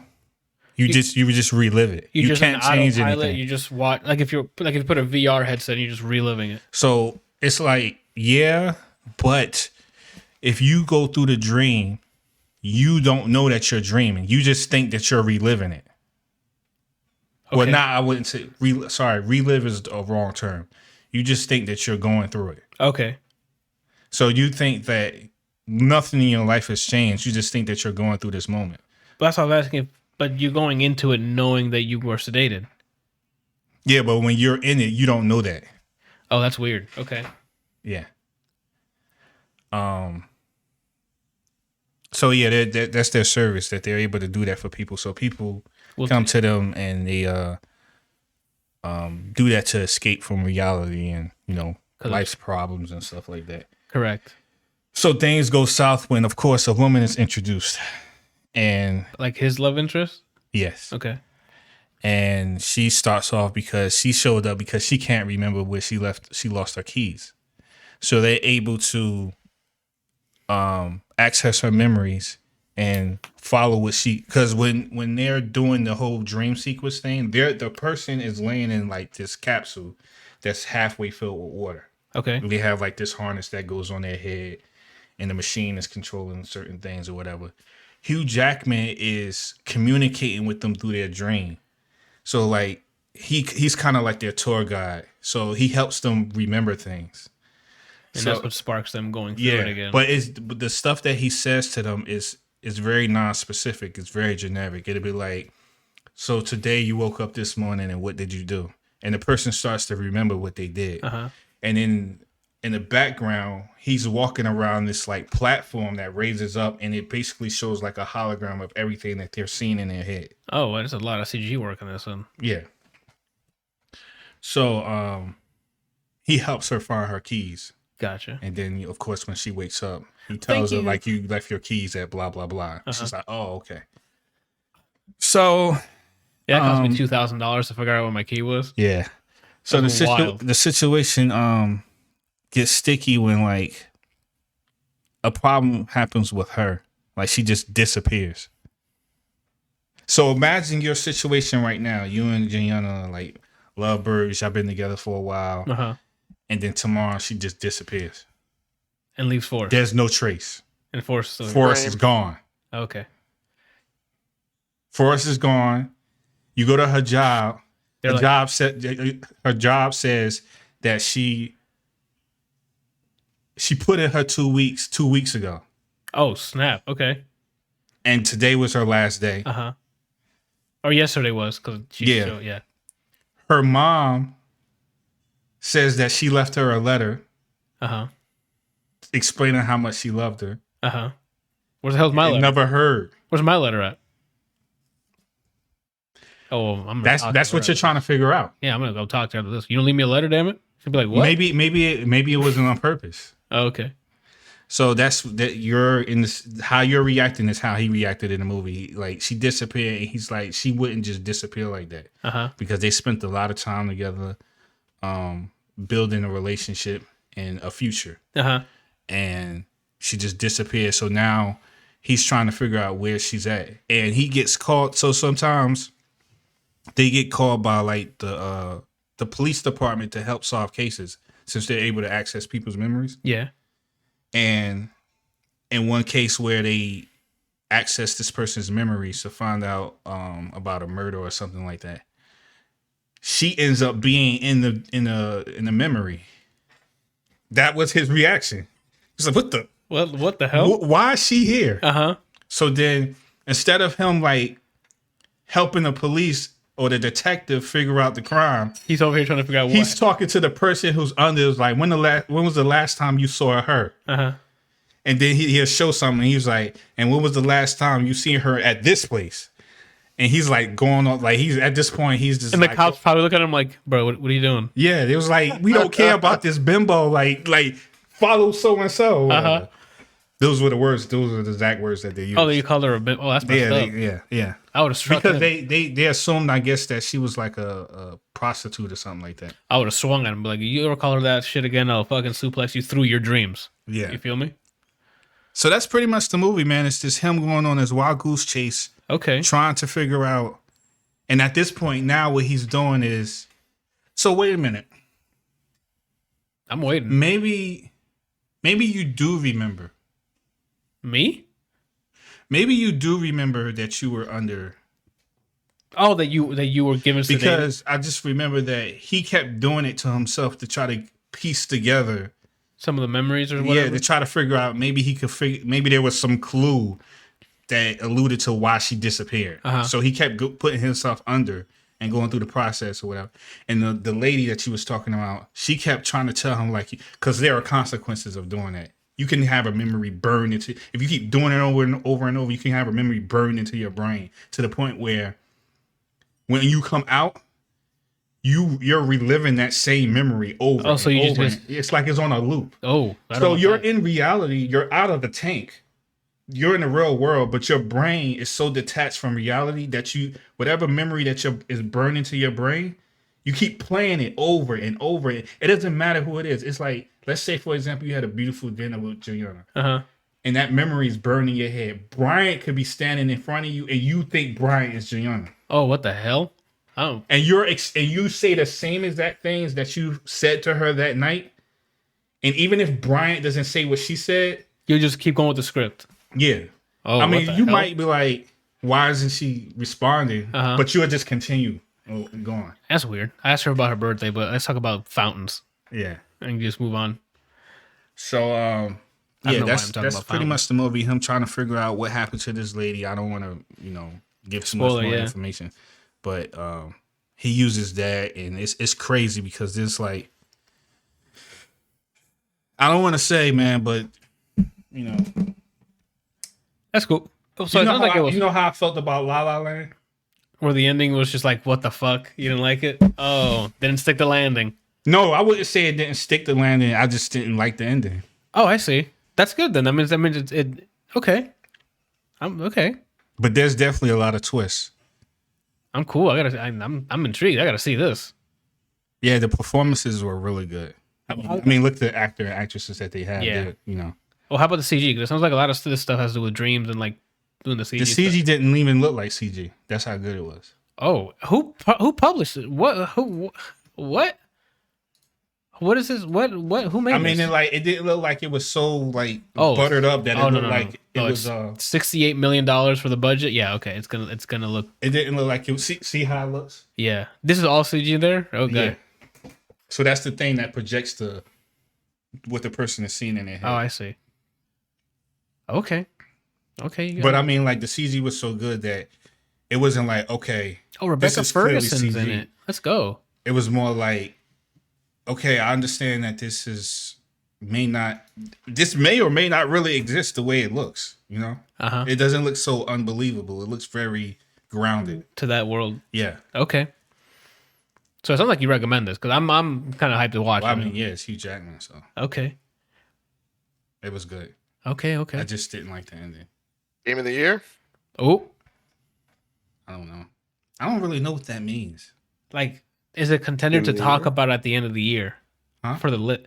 He's asking game of the year because it's their way of saying, we're going to be talking about this at the end of the year when we're discussing what's going to be our top 10. Oh, as far as movies that I've seen so far?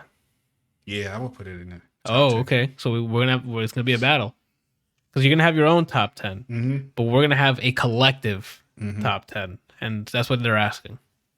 Yeah. Yeah, it was so far. I mean, it's not, I don't think I've seen that many movies that were, like, wow. So this is definitely a buy for me. Oh, really? Okay. Yeah. You're getting me hyped up for it, so hopefully I love it. Because it's a movie that it's a, what do you call that? It's a noir movie. It's like a detective, yeah, that's the word. It's a detective movie, but it's very it's very emotional, man. Very, very emotional. And there are moments in the movie where I'm like, that's rough. Yeah. Okay. Cool. Apparently, it only the movie debuted at $2 million this weekend. That's not good because the budget I just saw was $68 million. So Yeah, like somebody I was reading the post on like why it is that they think it, or rather why it is that it's doing it, but with the Delta variant ramping up and a lot of the theaters being closed to begin with, it's gonna be people hard. staying inside and some mandates going on and things. I mean, you guys are free to see it there in Florida, but that's I'm pretty sure. I think today I saw a headline. It's like we have like the most deaths now. Yeah. I'm like, okay, we're breaking records. The wrong records, but we're breaking records. So that's that. Okay. All right, I gotta check this out then. I'm gonna have to add this to watch list. I'm gonna see if Jana wanted to watch it. She likes the detective stuff. Yeah, it looked cool because it made me think of like an Inception style thing. But it was different. Like it just was interesting, like how he was like going back in time and getting to relive stuff, and then trying to solve the mystery. At least from the trailer. Plus, it's Hugh Jackman. That's what he said. He's like it's Hugh Jackman, so, and he's great. So, you know how you guys talk about like the future stuff, like how you want to be able to be mostly cyborg. Oh my god! Don't get me started right now. Okay, like these are the type of things that I look forward to. Being able to go on, like, be in a machine that allows me to go back in time. But you're not going back, you're just reliving it. You're not going back in time. But I mean, when I'm there, it's like I'm in that period. Okay. Yeah, so I'm just clarifying. It's like that's not going. I mean, I know it's not literal. Yeah. Like my body isn't physically going back in time. Yeah. But my mind is. Yeah. So it's. And reality is based on your mind. And they don't mention anyone getting any enhancements at all for it to allow it to do that? Nah. It's just a machine? It's based on the machine. Got it. Okay. That's pretty cool. We can't start this cyborg talk right now, right? We're, I can't sell everybody again on it. Well, anywho. What would be your first cybernetic enhancement? Would it be below the waist or above the waist? I gotta be honest, I'd flip a coin. I'd flip a coin. You guys are crazy, man. What? You don't want legs that'll make you run super fast? Yeah, that's what I would have got. Lower legs. My fucking legs. You guys, like, uh-huh. I get the fact that you can improve yourself by using machines, but the fact is that you can be hacked.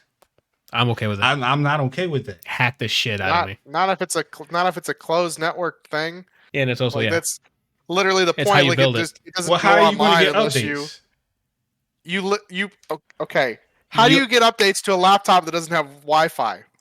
So you're telling me every time you want to get the latest firmware, you want to plug into something that's authorized to do so? Yeah. If not, I can sue them. What if you're like in some remote place, like where you can't get, like in a desert or on an island somewhere? Then I don't need the update. Like what do you mean? What do you think an update does? You're supposed to stay ready, man. At least that's what I think. I think that if I'm going to go to the lengths of being mostly machine, then I need to make sure that at any given time I'm always ready. That's what stability is. Updates are not to keep you alive longer. And a software update is to patch anything that's broken or make something better. But exactly. If you got version 1.0, that means this has now been obviously technical, but not really. But that's what I'm saying. I'm not going in terms of like saying that the software is faulty. I'm saying like, what if someone figured out how to hack 1.0, but 2.0 prevents that? That means that you have to go hook yourself up so that you can update so that you can now not be hacked. But I'm telling you that if it's a closed network terminal or a closed network, they're not going to hack you unless they get to you and plug into you. Right. I don't know. That makes sense. Like, I would think that if we're that far into the future, I don't think that would be an issue. It wouldn't be an issue. No, I mean, like, I think, like, so even though it's a closed network, you still have to have Wi-Fi, right? No. So you're saying there's no Wi-Fi at all? That's up to you as the person who's getting the augment. If you want peace of mind, don't get anything wireless. So you're saying you won't get wireless? No. Why do I need a wireless? I hate wireless. If all I'm using it for is to get updates, the fuck I need it for? Probably have Bluetooth at most to like connect to certain parts, but Not other even than that, that. like Not what, even that. what else do you need?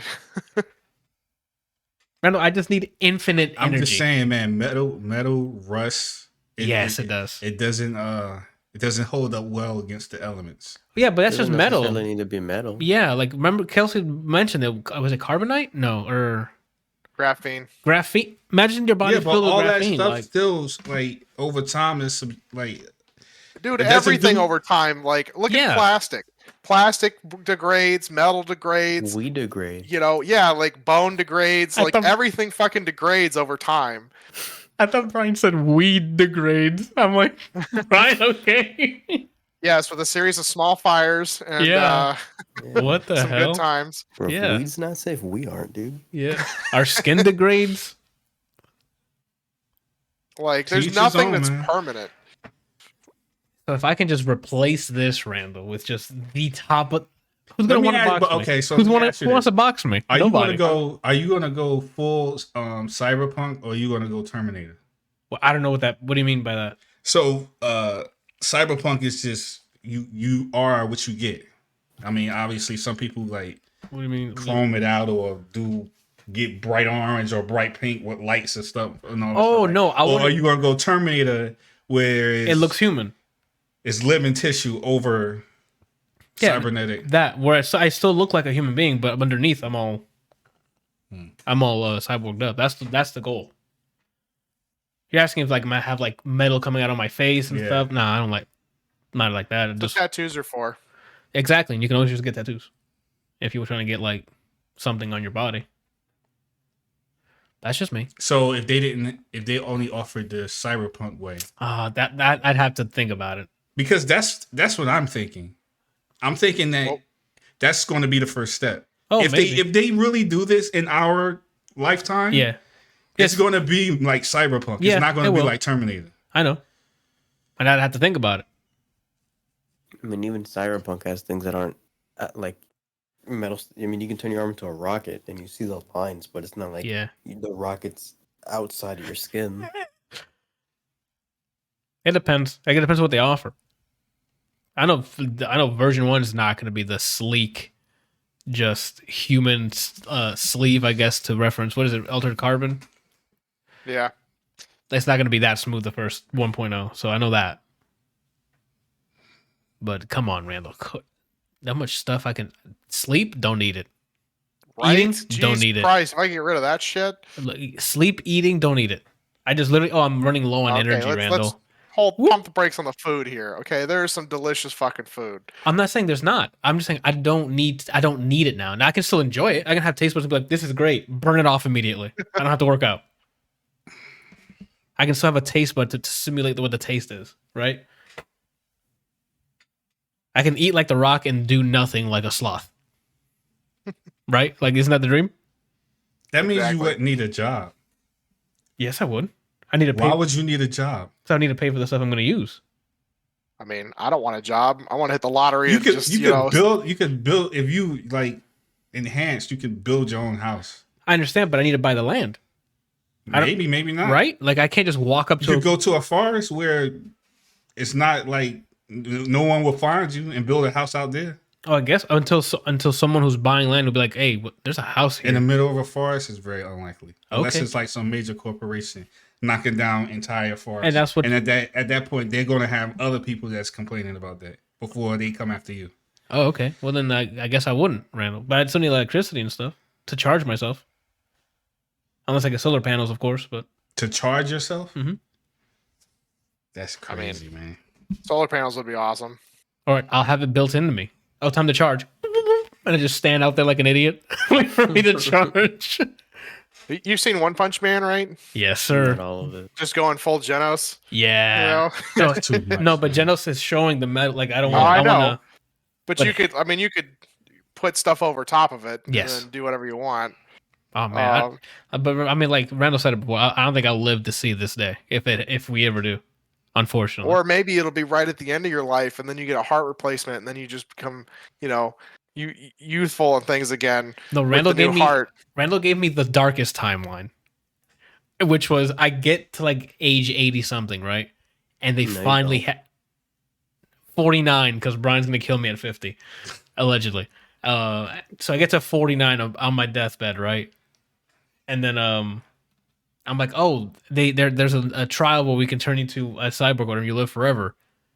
Well, they didn't tell me that. I just knew that it existed, and I asked for that. And they tell me, sir, you're too old to actually participate in this. And I'm like... Your body won't endure the procedure. They won't endure the procedure, some shit. I would weep until I die of dehydration. Getting that close, Randall, I would be devastated. I would say, Brian, put the bullet in me right now. Because there's no more... Why? I wanted this so bad, they're not going to do it for me. Oh my goodness. You're too old to actually get the procedure. Yeah, that's what he mentioned, and I'm like, oh my god, he's right. What if that's gonna be my story? That's how my story ends. I stay alive long enough for it to be possible, and then they're gonna be like, sir, you're too old. You're gonna be in your well, we're gonna be more positive and say you're gonna be in your home retired. And you're gonna be looking at the news, and it's gonna they're gonna announce the breakthrough. Yeah, and then they're gonna list off the stipulations, like who can participate, and it's gonna be like people under this age group, which you're way above. Randall, that remote's going through that TV so fast. I'd be so upset. Oh man, that would suck. Now you got me fucked up. Now I'm like, oh shit, what if this happens to me? Shit. Nah, I don't think we would. Yeah, I don't think I'm gonna make. I'm like, unfortunately not gonna make it. Kelsey, what's up? We already reviewed Suicide Squad. Rounded out here. What did you think? It was awful. Damn. Oh, okay. Well, he got me. Like, I'm like, he would laugh. I thought he would laugh at a lot of the shit that was happening. Some of it was funny. Like, Okay. don't get me wrong. I mean, even the original one was partially funny. There's stuff that happens that's like, okay. I think the first one was better because it felt like it was more focused. Okay. What? I really just didn't care for this one. Oh, okay. It was just kind of all over the place. The same thing with like Monster Hunter. Monster Hunter just killed off like a ton of people. And like, don't get me wrong, it's the Suicide Squad. It makes sense, but it's like these aren't no-name people. These are like some big names. And then the Savant, where he just is like, and then runs and gets his head blown up. Like, what? Because he knew he was dead either way. Because they were the diversion. You know, I mean, Harley made it out and got a spear, but didn't know what the fuck to do with it. Well, I mean, that's because she has a contract with DC saying that you made us the most money, you're never dying. So she made a deal with outside the movie. You know, like I thought the acting was done very well. Like, I wish they would have shown John Cena. I thought he was supposed to be in this movie, but apparently he wasn't. Yeah, so I saw it in the opening credits, and I just didn't. I don't understand. I thought there might have been a fucking typo or something. I'm gonna call James Gunn. Fuck, what's his name? Idris Elba. Idris Elba, yes. Idris Elba did a great job. Yes. But you know, even some of his stuff was just like, what? You know, Sylvester Stallone played the shark. I think he was jealous that Vin Diesel. Vin Diesel got to play Groot and did an entire movie where he's just, I'm Groot, and that's it. Well, he Sylvester Stallone was in the same movie and he got more lines. He wouldn't be upset.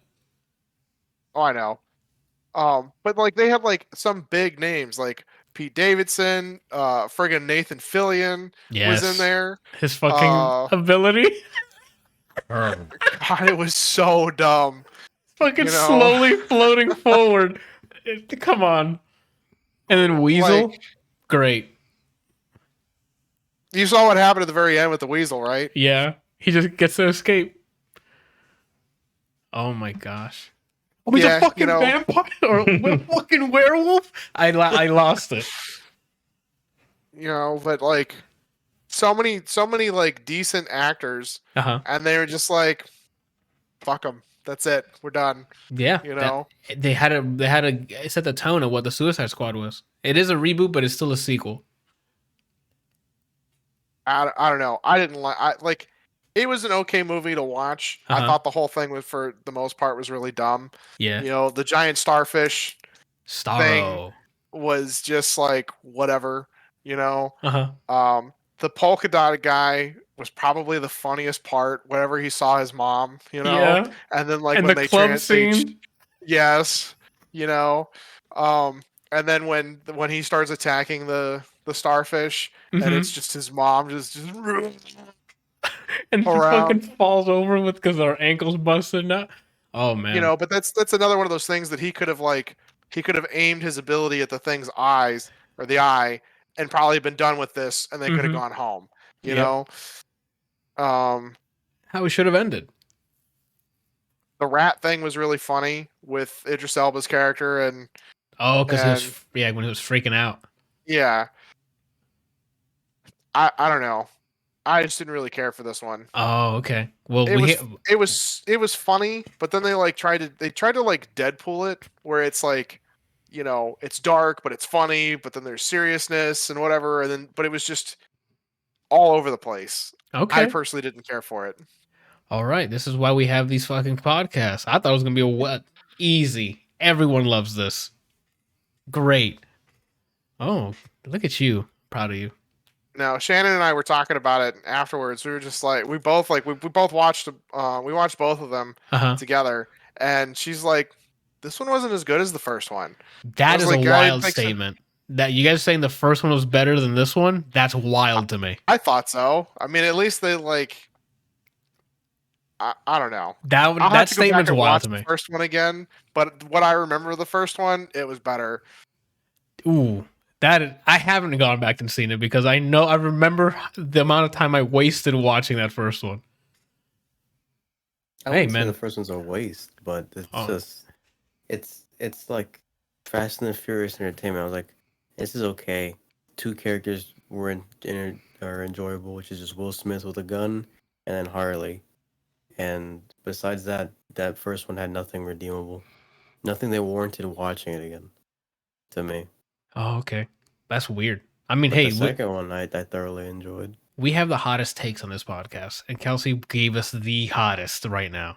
Because that statement is going to live with me after the podcast. The first Suicide Squad you liked more. That's crazy. But that's fair. Which hits you harder? Saying that, or that the lightning guy was just fucking annoying? This hits me harder. Because the Netsu, I can see him being annoying because it's like, oh, that's all he can fucking do. That's going to be his gag for hours.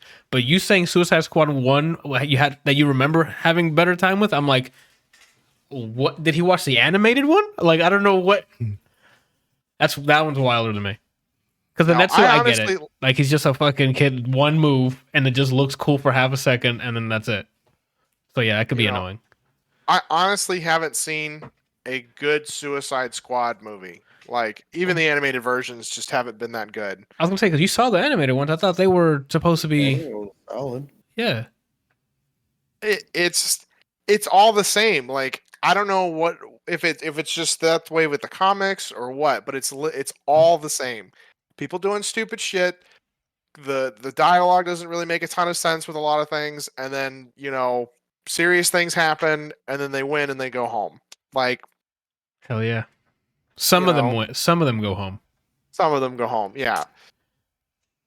Gotcha. Oh shit. Well, you literally hit me with the craziest curveball I was expecting today. I'm like, oh, he saw Suicide Squad. He's gonna love it. Like, don't get me wrong. I enjoyed the movie. I just don't.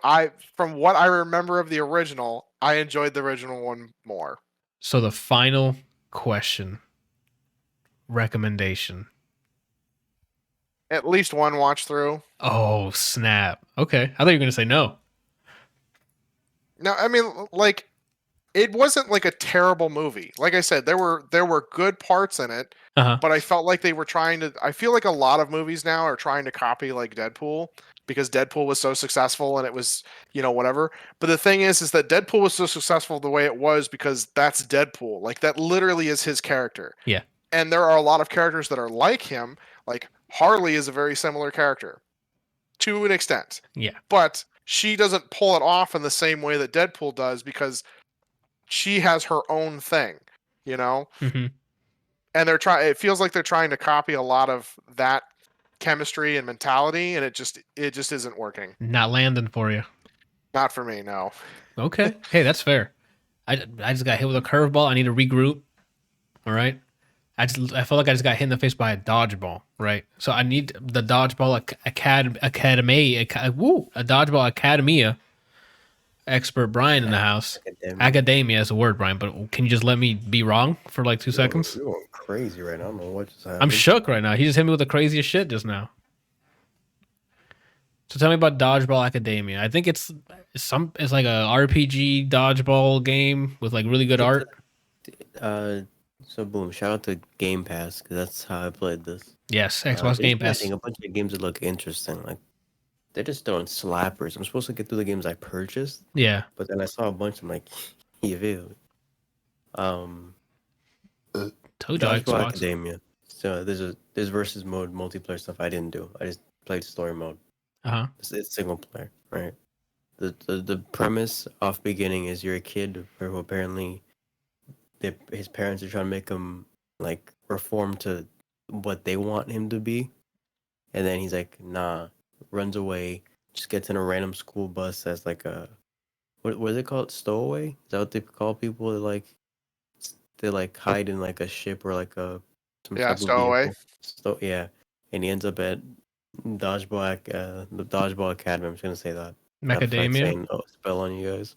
Oh. And then you find out about him, and he plays dodgeball, learns dodgeball, and finds friends. Okay. I didn't beat it. Off rip, like you said, it's pretty. I was playing in Discord with friends watching, and they said the art just looks like the show Gumball, but playable. I looked up how that show looks. I think it's a Cartoon Network show. I don't remember. With the blue dude and the orange thing. I think. See now, because you just did things at me that I don't understand. I think Gumball was like a blue character, like a cat or some shit, and then like an orange thing. You got it. And then it looks like a fish with boots or something. It's orange. Got it. Yeah. Got him old. It looks a lot like that art style. The game's gorgeous.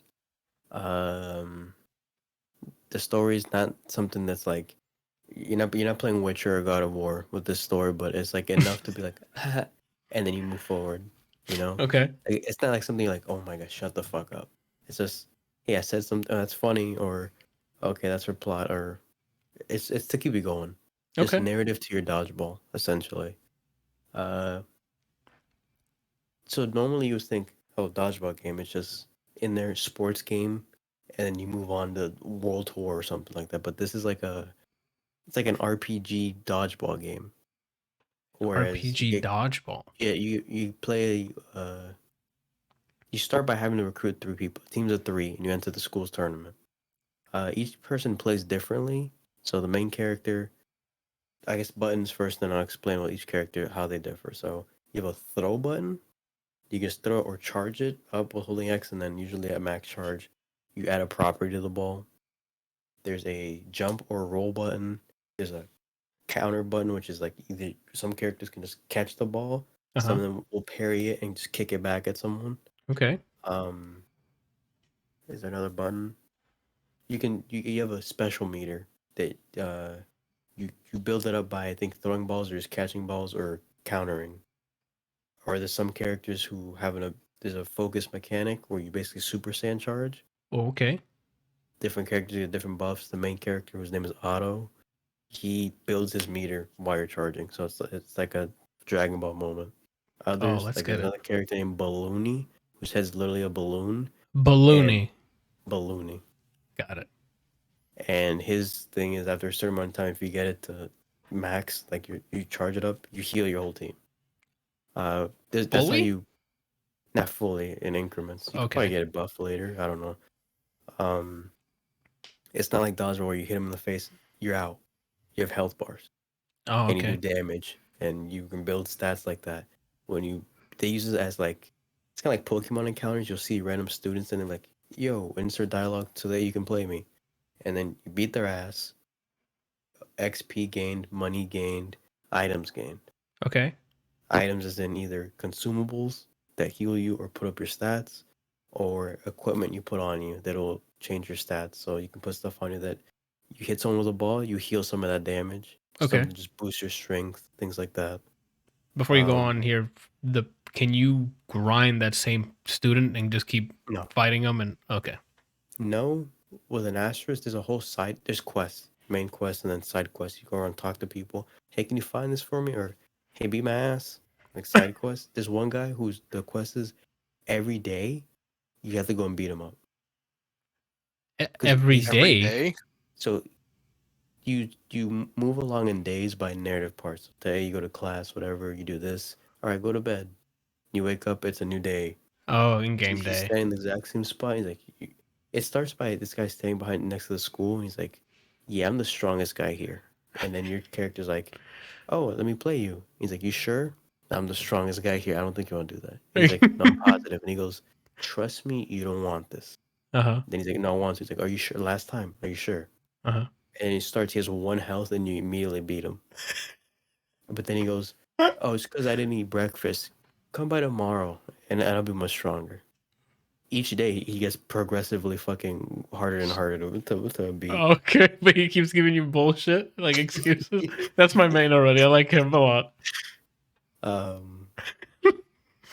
The game's really pretty fast paced too, and there's different rule sets. Sometimes you'll fight someone and it's just one player on the field at a time. Other times it's all 3 of you, and then there's sometimes where, let's say if I eliminate one of your people, the rule set that they use is now that person's behind you. You don't catch a ball and then they're in.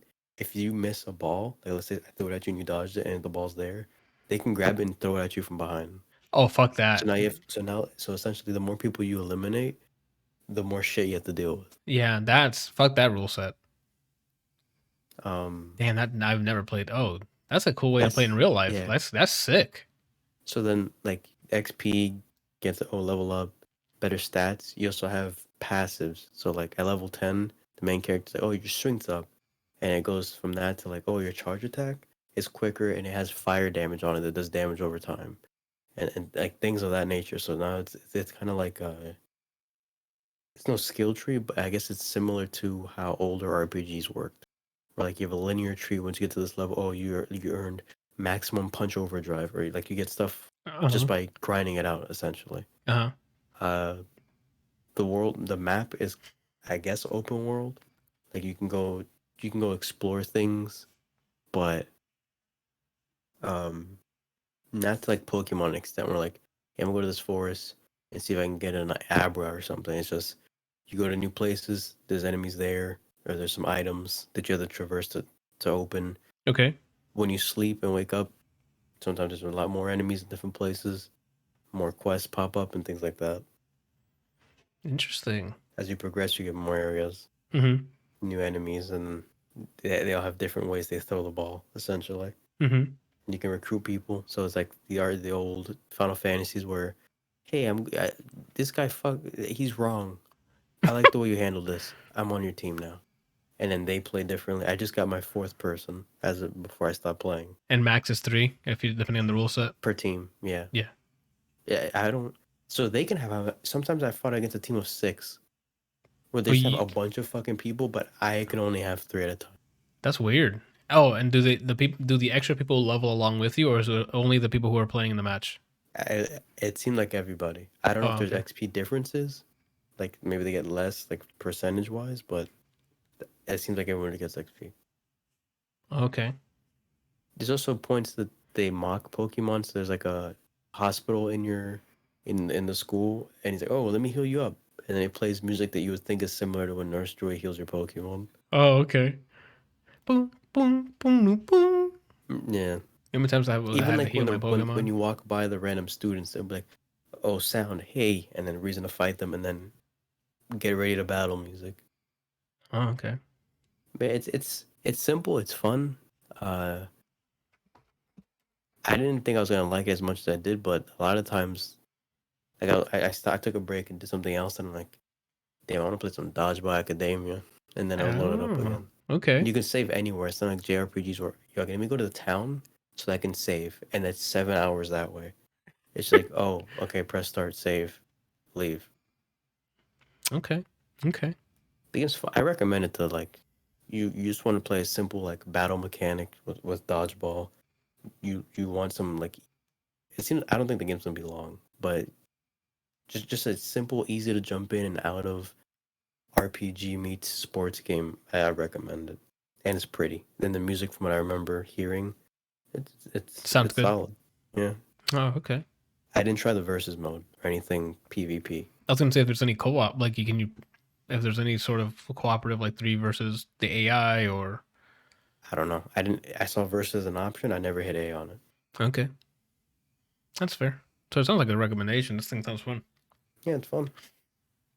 All right. Dodgeball Academia. My Hero Academia. Kelsey. You really got to catch up on that. I think I'm 2 doing seasons that. behind.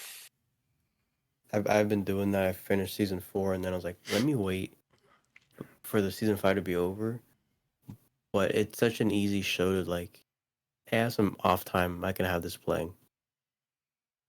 Season 5 Like, currently. Season 5. I think it's 5. It's going a little slow. It looks like it's setting up for a big thing to happen. So it's not too hype for me right now. But I'm also watching probably. I'm not expecting anything to woo me over. I know what this show is. yeah, It's entertaining enough to watch, to have something on. It's something that if you're like, I don't know what to do, you can just watch this and know what you're gonna see before it shows. next time you do that, Brian, load up Bo Burnham's Inside. Oh, he flicked me off. I guess that's not happening. That'd be a good place for us to transition to Kelsey, though. I didn't do anything with Bo Burnham. But you saw The Good Place. Oof, you ever transitioned so hard and no one noticed it? I did. No, you didn't raise your hand. You didn't ask me to. It's Kelsey, The Good Place. This is the Yes. comedy, right? With Kristen Bell, I think it is. Yeah, Kristen Bell, Ted Danson. Yeah. I I thought about watching this. think those are the only. What's her name? Tim. I gotta look it up because it bothers me now. That's fair. There's only a couple of like big names in it that you would recognize, The RC or at least that I Carden. recognize. Oh, the guy from oh my god, the Chief's boy husband. Yeah. Yeah, From Brooklyn Nine-Nine. yeah, he's in that. Oh my Mark Evan god. Jackson. He Jace- plays. Go ahead, sorry, I'm cutting you off. I can't think of Holt's husband's name. Yeah, Sean. Same. No. No, Sean is the name of him in The Good Place. Then I think I just registered that because I just saw his name there, so I forgot what his name was. And I keep thinking in Jacob 9-9. or Andy. I don't know why. All right, we're gonna look it up because think it's it's James? bothering me. No, oh, I don't remember his name. And there was an episode recently about them, so that's why I'm like, I'm having a brain fart here. I feel like it's right there, and I'm gonna get real. it's excited. right there on the tip of your tongue. He plays Kevin. Kevin, slap me hard, Randall. You do it. So I learn. No, I didn't do it. But it's also got Maya Rudolph, Oh, okay. Jason Pimento makes an appearance. Yes. He looked at that last name and said, "No, he's Pimento." Yeah. I did the same thing. Manzuka's. It looked like Manzuka's. Yeah, I want him to say his name out loud because there's no way I'm gonna get it right. That's Yeah. actually just Jones. You know, but I mean, the show itself is hilarious. Like it's a heartwarming show and it's super funny. The cast is amazing. You know, it's only 4 seasons. It's not super drawn out. You know, like Season 9 of it's- Scrubs. yeah, you know, like well, I mean, Scrubs, like seasons 1 through 8, like 8 seasons is a decent amount. Like it's them going through their, like, you know, from being an intern to What they like actually being a resident, you yeah. know, and then starting up doing what they did, where they're teaching students and that kind of stuff. And then whatever that trailer was that they made for possibly extending it or creating a Scrubs 2 or something. Yeah. What? But Brian, fucking, what is going on, dude? I don't watch trailers, so when he said it that way, I'm like, did I miss something? No, they're not making more, Brian. I would have been told you. I'm gonna report Kelsey. But it's just really well done. I mean, Ted Danson's awesome. Kristen Bell is amazing in it. The whole cast is very well done. There's only one character that I'm just like, he annoys me. He's just because like his whole thing is that he's an idiot. But it's like played too much, like Peter when he got like really, really dumb. To some extent, yeah. Like it gets better further in. But like the very beginning and even further in, he just like he makes a comment and you're like, why did they give him lines? Please shut up. Like, holy fuck. It's one of those. No, because that was part of the gag. Like, it sounds like they're just his lines are not entertaining. Some of them are, but a good majority of them are just like, this is really dumb. Like you could literally remove him from the equation and the show would be that much better, you know? And it wouldn't make a difference to some extent. But yeah, I mean, it's just really good, really well done. You know, it's kind of a tearjerker near the end. And Ted Danson's character is hilarious. He's really funny. There's this. She's a program, basically. Her name is Janet, and she can kind of do anything. And the more she gets reset, the more evolved she becomes. Okay. But she can like, you know, because like The Good Place is based on people dying and going to the afterlife, right? Okay. And they show up in this neighborhood, and there's, you know, it focuses on 4 main characters that are part of The Good Place. Ted Danson plays an architect who, you know, built and designed the neighborhood, and apparently that's the way that it works. In the afterlife, you're kind of consolidated to this like small little neighborhood, and they're of like 320 people, and everybody has like a soulmate, and it's somebody that's here, and you can have almost anything, basically anything that you want. Janet can make it happen. She, you know, is very like she evolved quite a bit, huh? Okay, she's like an all-knowing AI or something, or basically, you know, because she's not a person, but she's also not like a robot. She just kind of is. It's an entity that was created, I guess. Yeah, you know, and then like, and she just plays the role really well, and she, you know, is in a good majority of the show, and it just makes it really funny. But like all the characters just sync really well. I mean, it's like Brooklyn Nine-Nine, it's like Scrubs, like everybody there just does a great job of supporting each other. Okay, I'm sold. I saw a trailer for this show years ago, and I'm like, oh, I might give this a shot. And then bam, it ended, and I'm like, oh well. No, it's definitely worth the 4 seasons. I mean, it's.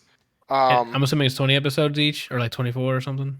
I don't honestly remember. I think it's like an NBC show or something. They usually order like 20 episodes. Something like that. But I mean, it's really well done. I really just don't know what else to say. Like everything about it is really well done. It's funny. There aren't like filler episodes. There's nothing that just goes off the rails that you're like, where the fuck are they going with this?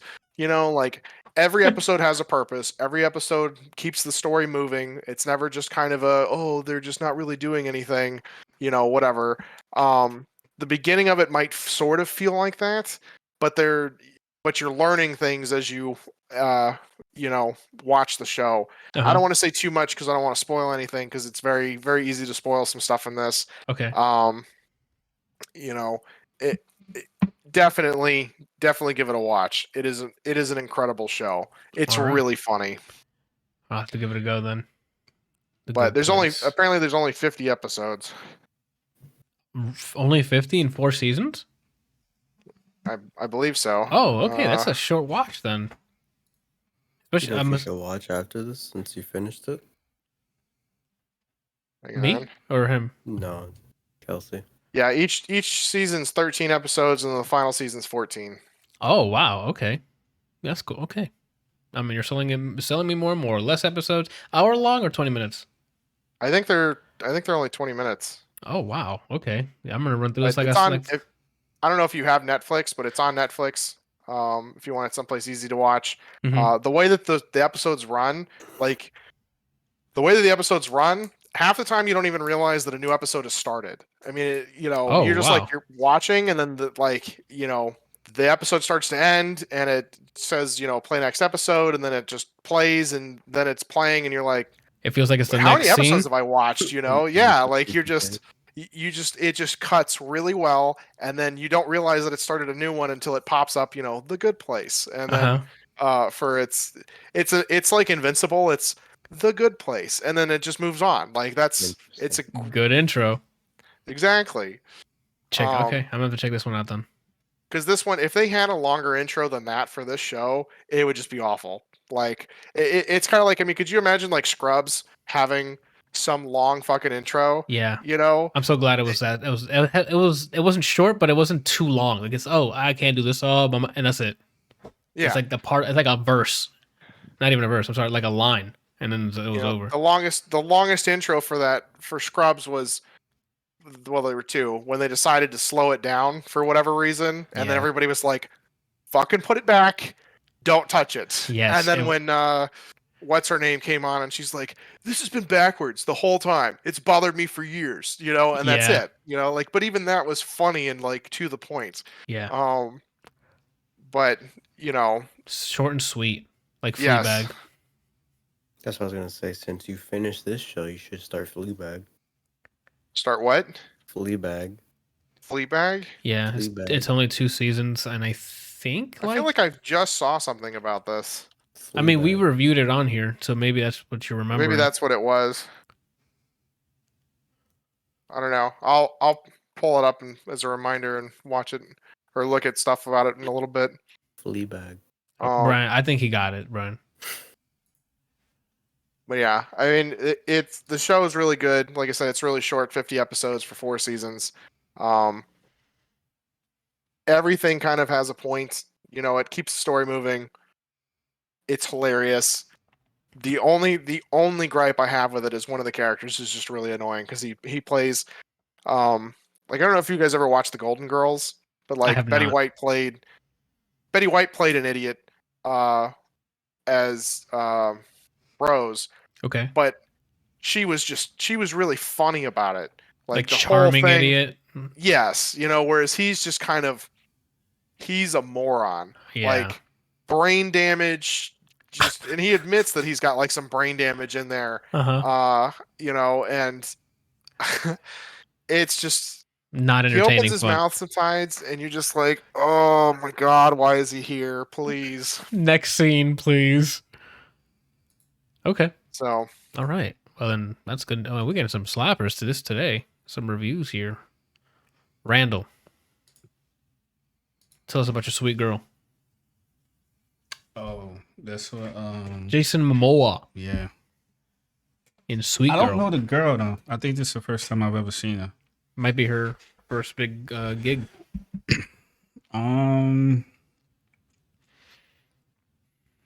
It's one of those sad movies.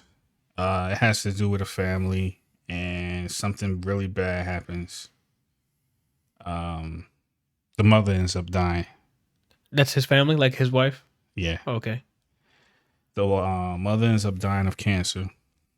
And the movie is about, so when she was going through the treatment or whatever, and she was in the hospital, apparently there was a company that had a new drug that they were releasing that was supposed to help people who had cancer survive, or like it helped them significantly.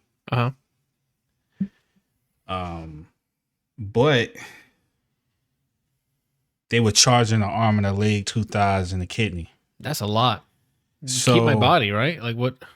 it was an argument between a politician and one of the members of the company on the news about people were dying, blah, blah, blah. Why don't you make this more affordable? And then the person tried to say, well, you know, it's easy to look at it this way, but we have spent and invested X amount of hours into research and development and finding out. I don't think they called it a cure, but it was like it just made a significant difference as far as like a person living or dying. Uh-huh.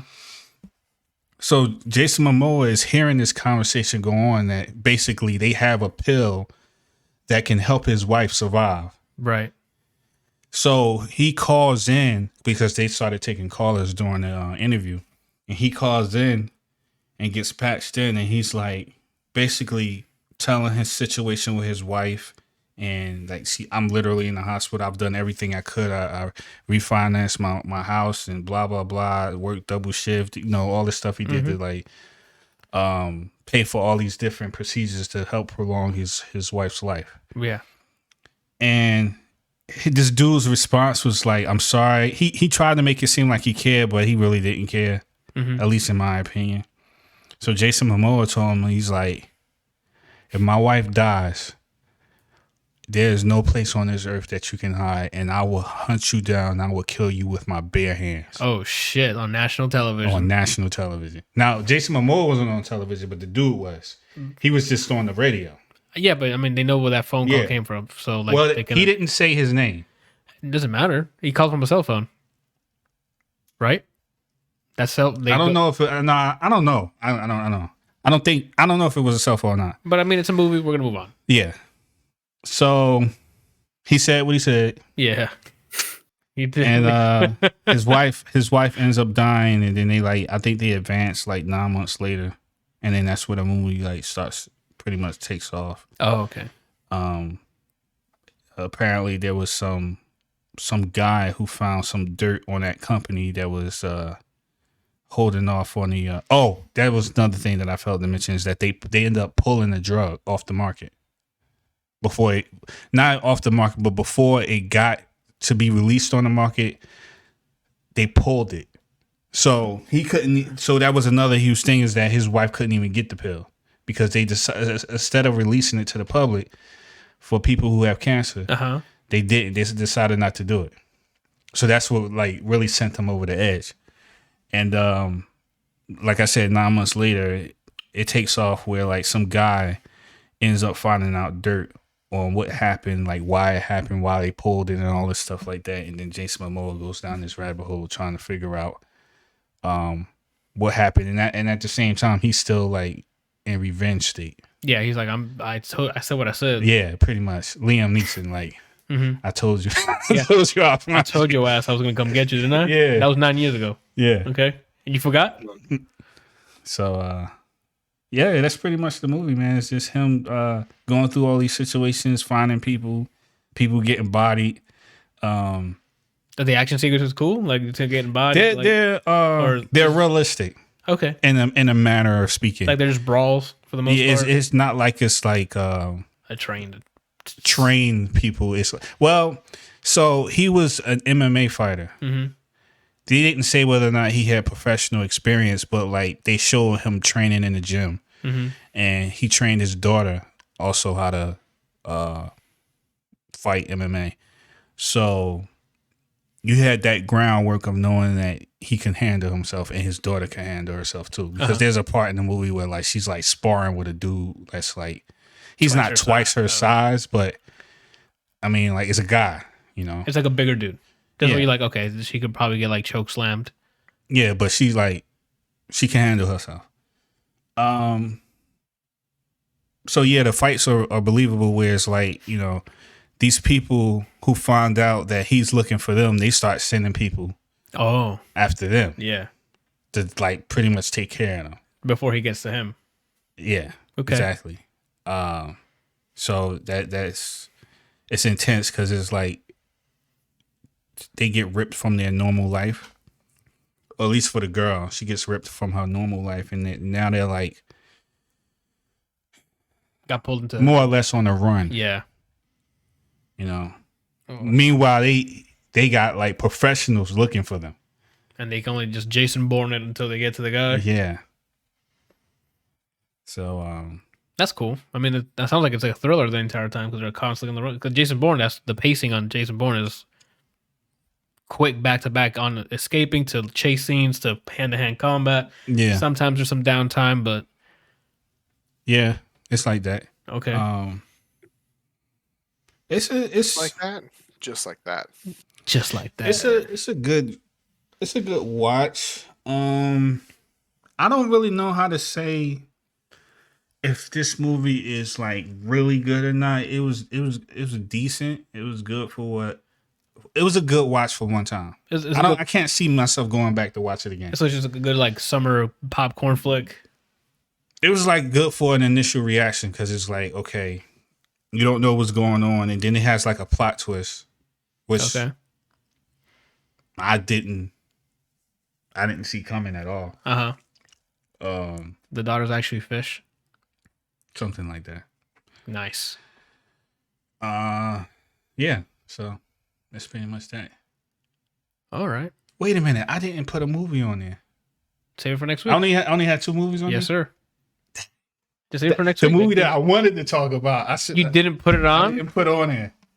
But save it for next week. That way you don't have to worry about watching something to put for next week. You already have something built Well, I'm up. gonna watch the second part for next week. I watched Happy Death Day. Oh, put both of them in the same. That'd be better to put them all in one day. You put the old one and the new one the same day. I remember that one. You saw it? No, I saw the trailer. That's the one where she dies and keeps coming back. Yeah, it's and like then she has to figure out how Groundhog Day to. type Yeah. thing. That junk is crazy, man. Okay. So Yo, what would you do in a situation like that? Groundhog Day. If you woke up, Yeah. right? Yeah. And you went through your whole process of whatever you do during the day, go to work, come home, go to work out, blah, blah, blah. And then somebody bodies you along the way. Don't know who it is because they're wearing a mask. And then you wake up the next morning and you go through the same thing again. And like you realize like it's the same day. But here's the thing. Every time you die, You died differently. yeah, you die differently because I mean, you're not gonna let somebody kill you the same way. It's like, Well, does that happen? Can I bait him into the same thing? well, like so.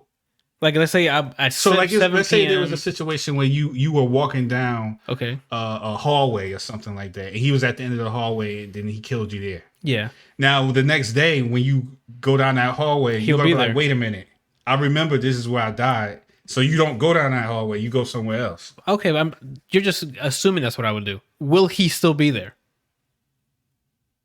Yeah. Okay, then that's a wrap. I have a different approach in the movie. See, in my head, we're doing the first to 10. I'm adapting. Yeah. I'm coming at you the exact same way. And I'm That's gonna win really? Yeah. I know what's Yeah. coming. Why swap the future if I know what's going to happen? I just bring a gun with me and But walk you up don't. to You, him. you just know that he's in that hallway. You don't know where he is in that hallway. Wouldn't I? I don't understand the problem.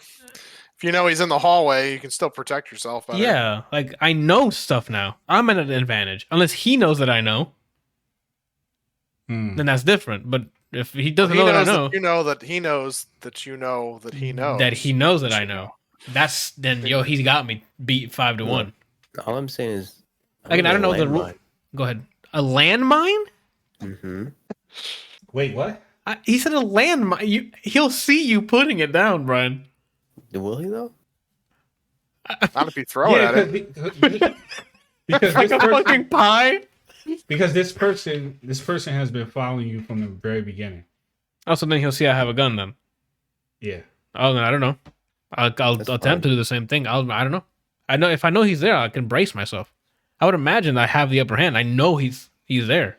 Yeah. Here's the thing. I too, get what right? you're saying. It's just that you don't know that he's been following you from the very beginning. Right. So whatever you thought about doing that day, like whether you went to the store to get a gun before you walked down that hallway, he knows that you went to the store to get a gun.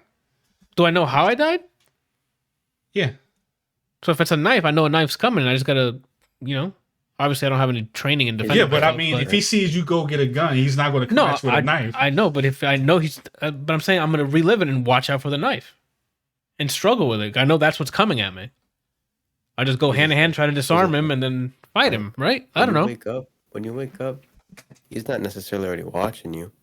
So I'm going to close all the windows, and I'm going to learn how to box. Because when I die, I'm assuming I keep the muscle memory. I'm going to teach myself. This is a long game. All right? That's true. Teach myself how to box. 300 deaths. I don't care. I got hands now. Yeah. Come at me with that knife. See what happens.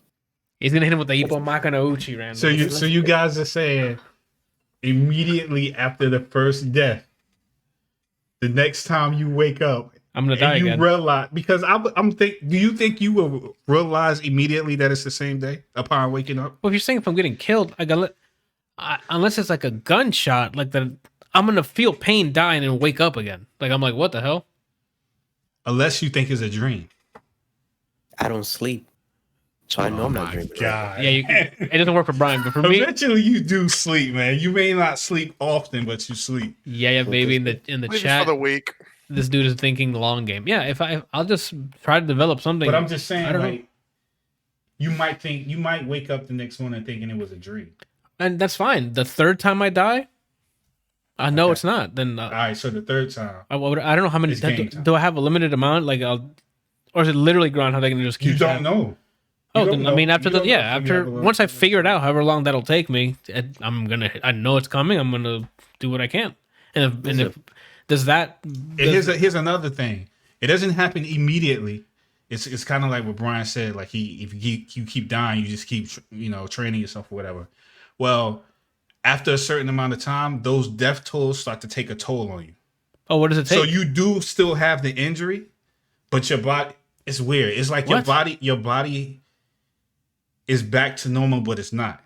So say, for example, like you were stabbed in the chest. Okay. When you look at your body, you don't have a stab wound, but the internal damage inside your body is there. Then I'll die before I can get to him, because if he stabs me in the heart, I'm going to bleed out before I get to him. Right? No, you don't wake up with the injury like you got stabbed. It's just that you have the scar there and the damage. It's like your body healed from it. But that's weird. I mean, it's like picking and choosing, because wherever you get stabbed, even if, let's say you do get stabbed in the heart and it repairs itself, it's not going to be as strong as it was before. Exactly. That means I would bleed out anyway. No, you wouldn't bleed out. There are people who got shot in the chest in their heart and still survive. I don't know, but I mean that's for that example. But what if he stabs me like in the eye or something? Now I can't see as well, or no, the throat. You can. Your eye would still work. It's just that it wouldn't work as well. Okay. It's not like a significant, like you could see it 100%, and then when you wake up tomorrow, you're going to see it at 50%. It's not that drastic. It's more like 10%. I don't know. But it doesn't happen immediately. It happens like you would have to die a lot in order for you to start to feel those effects. Oh, that's weird. I don't know. I'll just try to take it head on. I'm not a capable fighter, but if I know it's coming at me, I think I'd have a chance. Right? I don't know. That's what I would try to do. The thing is, you don't know where he is, when he's watching you, and when he's following you. I just need to know when he kills me. But that's the thing. Like, okay. I thought you said it loops. It only loops if you keep doing the same thing. Yeah, I'm going to keep doing the same thing. Oh, I mean, I'm assuming it does, because I wouldn't think most people would do that. So I don't know. Like, unless you're fully confident in your capabilities of beating this person. Yeah, like, because even if you know that this person is going to be let's say, for example, you walk down the hallway and he was on the last door, and he comes out the last door with the knife and he rushes you. So you die and you wake up the next morning knowing that he was on the last door. So I'm going to confidently go down there knowing that he's in there.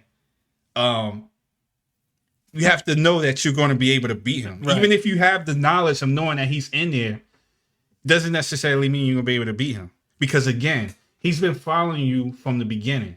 So again, if you go stop at a gun store, he now knows you have a gun on you. Yeah, but I would still continue the same. Like it's like the thing that I hate the most about video games, the QTE.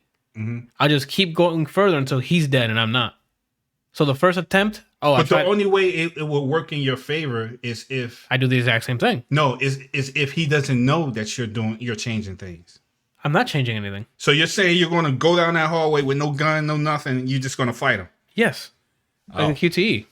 I know when he's going to strike first, so I know, okay, my first opponent is QTE. You don't know when he's going to strike first. Yes, I do. You just know that it happened in this location. You don't know how it happened. But you just said I remember stuff. It's not like he's on a loop. You know what I'm saying? It's not like he's like, okay, when he walks past this point, trigger animation. It's just that he's in that area and that's where it happened. But it's going to happen the same way every time if I don't change anything. Right up until according to the movie, not necessarily. Okay, then I don't know. That's what I was gonna say. The movie seems like it's picking and choosing because if it's a loop Groundhog Day, if everything stays the same, it will happen the same. The way. only thing that stays the same is everything it's just that goes event. around. Right. But she doesn't do so when she dies, she does something different. She does, yeah. She's not gonna go like she remembers like, wait a minute, something happened here. I'm not going down there. Yeah. So she goes somewhere else, and then he finds her. Well, to answer your question, I would just do it over and over until my QTE ends up him dying.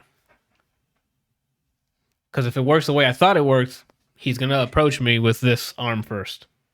I can knock. Oh no, he doesn't do. Yeah, it's not like that. It's like you're thinking in terms of like you're just replaying the same exact thing. It's because even you're not going to do the same exact thing. Randall, even though you might walk. Randall, I can train myself to do the same thing. Believe me. Okay? That is an ability I gained through sheer will. Oh yeah. Yeah. Randall, I made Melia for a whole month. Not a lot of different things happening that whole month. Yeah. But I don't know. I guess I saw that would be my answer. I don't know. I'd have to see what all the rules are because this seems like it has very generic stuff at certain points. To me, well, the difference is that because you guys say you would continue to do the same thing, where she didn't. She was like, "Wait, no, I got body here." She tried to avoid it. Yeah. Which I think is that makes sense. Yeah, you'd be like, "Nope, I'm dead there." But I'm like, then you're back at square one because now you don't know what's about to happen, and he still knows where you're at. And also, you are making that you're making that decision based on the assumption that you know you're going to come back. She didn't know she was going to come back after like the fifth one, right? You don't know. I mean, I wouldn't want to gamble with that. Okay, yeah, I came back 2 times. Doesn't mean I'm going to come back 3 times. I mean, what does it matter at that point? Like, if you know that someone's out to kill you. Yeah, like it's not going to make a difference. You know, you either are going to continue to try and fail, or you've already died, and it's going to be the end at some point anyway. I don't know. I don't know. Yeah, I wouldn't risk it. I'm going all in. Yeah, for me, switching it up. That's why you didn't play top 8. Top 8.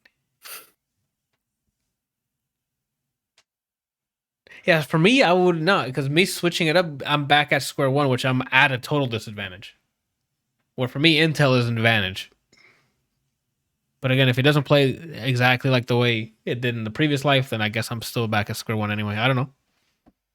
And if he's watching me the entire time, again, like Brian said, how do I get better in fighting games? Fighting people who are better than me.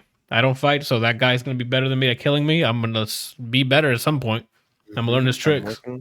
Randall, when I do back 3 with Steve into fucking that and he slept, he's gonna be like, damn, I shouldn't have killed. He's not the one. He's not the one I should have messed with. Yeah, he's a variant.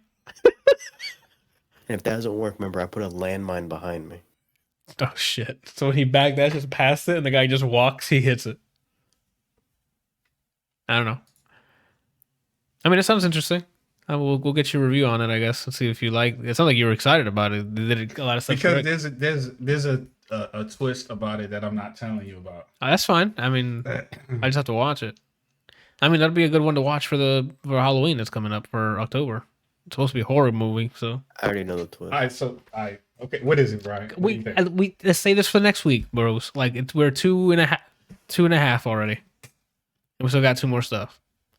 Brian. One thing I can sum up in like 3 sentences. That's what I was going to go to Persona 5 Strikers. All right, so I spent 138 hours playing Persona 5 Royal because I was told that Royal's canon and this follows right after Royal. Yeah. And I had played Hyrule Warriors. Thoroughly enjoyed that. I thought it was a good blend of Legend of Zelda. Yeah. Good blend of Dynasty Warriors. It felt right. And I enjoyed my time heavily with that, right? So off rip, they don't even show the character that joins your party in Persona 5 Royal. at the beginning of the game. It's like, oh, they go, the whole gang is here. No one says that character's name. No one mentions anything that happened in that section of the game. I'm like, is that later in the game? Uh-huh. So I'm like, well, 138 hours down the drain. Well, you haven't finished it, so it might be coming up later. Oh no, I won't finish it.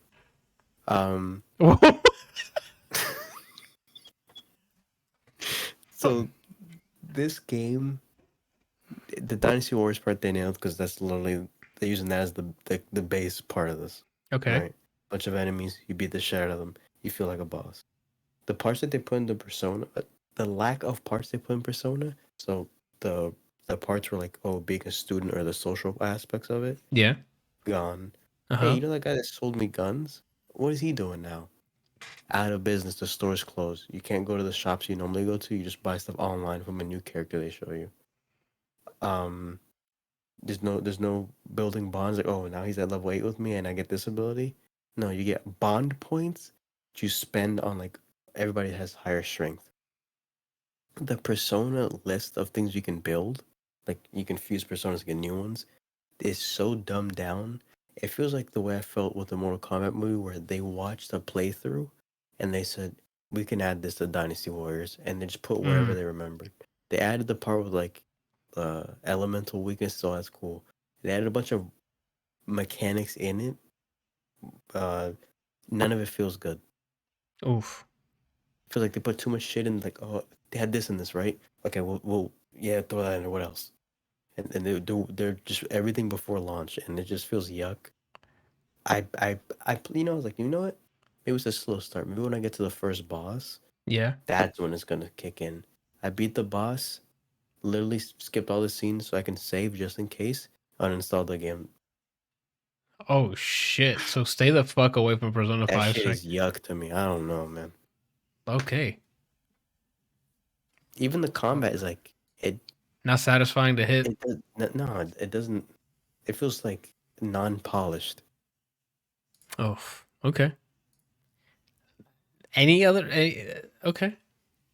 Is there multiplayer at all, or like? No multiplayer, single player, so you can't even play with your friends.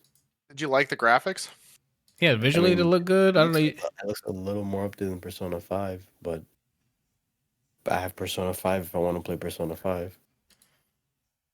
So it's just a pass, hard pass. I'm Do you good on recommend this to anyone? If you like Dynasty Warriors, play Dynasty Warriors instead. Oh shit. Okay.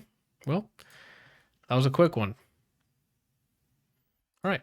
I'll round this thing off with Ratchet and Clank. Why would you end with that? What the fuck did he just say to me? I mean, you should have at least ended with something good. Kelsey, this will be spoken about during our top 10 of the year. Not if I have anything to say about it. It's going to be on the list. What do you mean? I'm still going to talk about it. He just reports your stream? Yeah, like before I get to speak on it in December somewhere, and I just get canceled. Oh, shit. So, yeah, sequel to the remake or whatever the hell it was, like 3 years ago, 4, 5 years, I don't remember when the other Ratchet and Clank came out. Sequel to that. Starts off with the boys just get at parade day or some shit. Baby Ratchet and Clank's birth. I don't know what the hell it was. Anyway, it's just some festival for Ratchet and Clank, which ends with Clank giving... What the hell's the name of the weapon, Anthony? The Devastate? Some time travel shit to Ratchet so he can find his homeworld where the Lombaxes live. Dr. Nefarious, or Mr. Nefarious, the bad guy, gets a hold of it and starts breaking time. So you're ripping apart portals and going through different times, eras, different versions of a planet, etc., etc. And that's when the story begins. And now you're playing Ratchet and Clank, which has everything as before. They added a dash in this game now, so it's fun as shit to like dash through enemies and things like that in the middle of combat. They took advantage of the PS5s, like you know how you can pull halfway or full like in Returnal. They added it to the guns in this game to that. So now like half pull on a rocket only shoots one, full pull does all four of them. For a sniper shot, half like zooms in and like maybe slows down or charges up a laser. Full blast shoots like right away, things like that. Do you know if you can take that off? Yes, you can. You can take it off and just play regular old Ratchet and Clank, where the left trigger would have done the halfway part, and then the right trigger does the full one. What else? Weapons, as creative as always. They have some returning ones, and some new ones. They have some ones where you can turn people into grass, like gardens, just to stun them. There's one that's ice. You can throw like an ice bomb, and they'll chill for a bit. If you hit them with like a wrench, they'll just break and explode. There's the Enforcer, which is like a shotgun thing that shoots like a huge blast. There's a shield one where it's like you can put up to drain like projectiles from other enemies, and you can throw it right back at them. Go ahead, Ron. Do you still level up your weapons just from using them? Yes, sir. Okay, good. And once you max them out, you start a new gameplay, like a new game mode plus, to unlock the Omega variant, which has more levels for the weapon. The third level of a gun, is that when it like changes name and everything? The fifth level does. It switches their name, and it changes the way they look too. And you have each of the weapons have their own skill. What is it? Sphere grid from 10, sort of, but it's not like individual points. Like each of them, like you can only upgrade through a link. Like I think in the sphere grid, they had different. No, it was the same currency, right? To level up the sphere grid. I mean, you had to. What was it? You had to have like specific nodes to upgrade the ones different further stats. on, right? Yeah. But you couldn't just upgrade what you wanted. It had to be connected. Correct. So that's the characters just started in different locations on the massive sphere grid, and eventually, if you got enough keys and things, you could unlock everything and do the full sphere grid. Gotcha. Well, this is not sphere grid level. Like it's each of them have their own like level. Like you can max everything in each of these. Like normally, just by using the gun and finding the raritanium. The raritanium is what's used to upgrade your weapons. What am I missing? New character introduced, but the only thing different is just narrative based. She functions just like Ratchet and vice versa. Anytime you get a gun with Ratchet, she magically has it, and vice versa. You gain a new ability like the new swinging thing to get like for platforming and stuff. Ratchet has it automatically. You don't have to find it twice, which is great. But it feels weird that a gun that you found as someone the other person doesn't have, and vice versa. It feels weird, but it's a good quality of life. What else? 2 new characters, I guess. Rivet, which is the female Lombax, and then you find a different android later on for her that have their own little arc. So narrative-wise, it's just a great family narrative. Characters redeeming arcs. Kind of like finding who themselves are with Ratchet with Rivet and what is the other one called? It's Rivet. Well, don't tell me. Yeah, okay, you're right. Hey, you figure it out. Gunplay still feels fun as shit. Visually, holy shit! This is why I like exclusives, because they can push one console to like they can hyper focus on one thing and all the hardware, and it makes it look phenomenal. I played it on 30 FPS because it had more fidelity. Like they used more ray tracing options on. 160 still looks good, but it doesn't look as good as fidelity because high resolution and ray tracing stuff. And it just looks ray tracing at 60. There's a performance one for 60, but it doesn't look. There's ray tracing enabled, but the ray tracing is stepped down. Like there's less ray. It looks like there's less rays being casted, or it's a little blurrier. But I played it with 30 FPS. Still was great. It was a family like animated movie. It looks great. I didn't feel any dips in FPS at 30, so it looks great in action when a lot of shit's happening. Most of the cutscenes are in game, so all the ray tracing stuff's happening in game, and shit's exploding, buildings are toppling, and some crazy sequences happening. It's just a good action adventure, like family story. The gunplay feels great. There's an arena mode where you can like just fight people because of Zircon Jr., who's voiced by Billy's voice actor from Billy and Mandy. So that, for those who are into that, it's great. It's just fun. Easy platinum because the boy got the platinum. It's not like unattainable. It's just you got to plan ahead so you can do it in one go. Go ahead, Brian. Side note, you said platinum. When I beat Persona 5 Royal, I also platinum that. Let's go. Platinum in the chats. You know what it is. Yeah. Yeah, it's just more of the first one. If you like the gameplay loop of the first Ratchet, it's great. Breaking boxes, getting currency to upgrade your weapons, to buy to buy better weapons later on, to keep upgrading them, to use them in different ways, to use combinations, to level up your weapons. And the story's fine. It's a decent story. There's not gonna be like a bunch of tear-jerking scenes and stuff. It's just very action adventure, family oriented. I highly recommend it. It was a great time. Through and through. I started the new game plus mode, but I don't really need to because you can get the platinum before. Actually, no, you do kind of have to start. You have to at least start the new game mode plus because the 2 last weapons you need to buy for the last trophies in that. And that's like quick. That's like after a few cutscenes, you're good to go and you get it.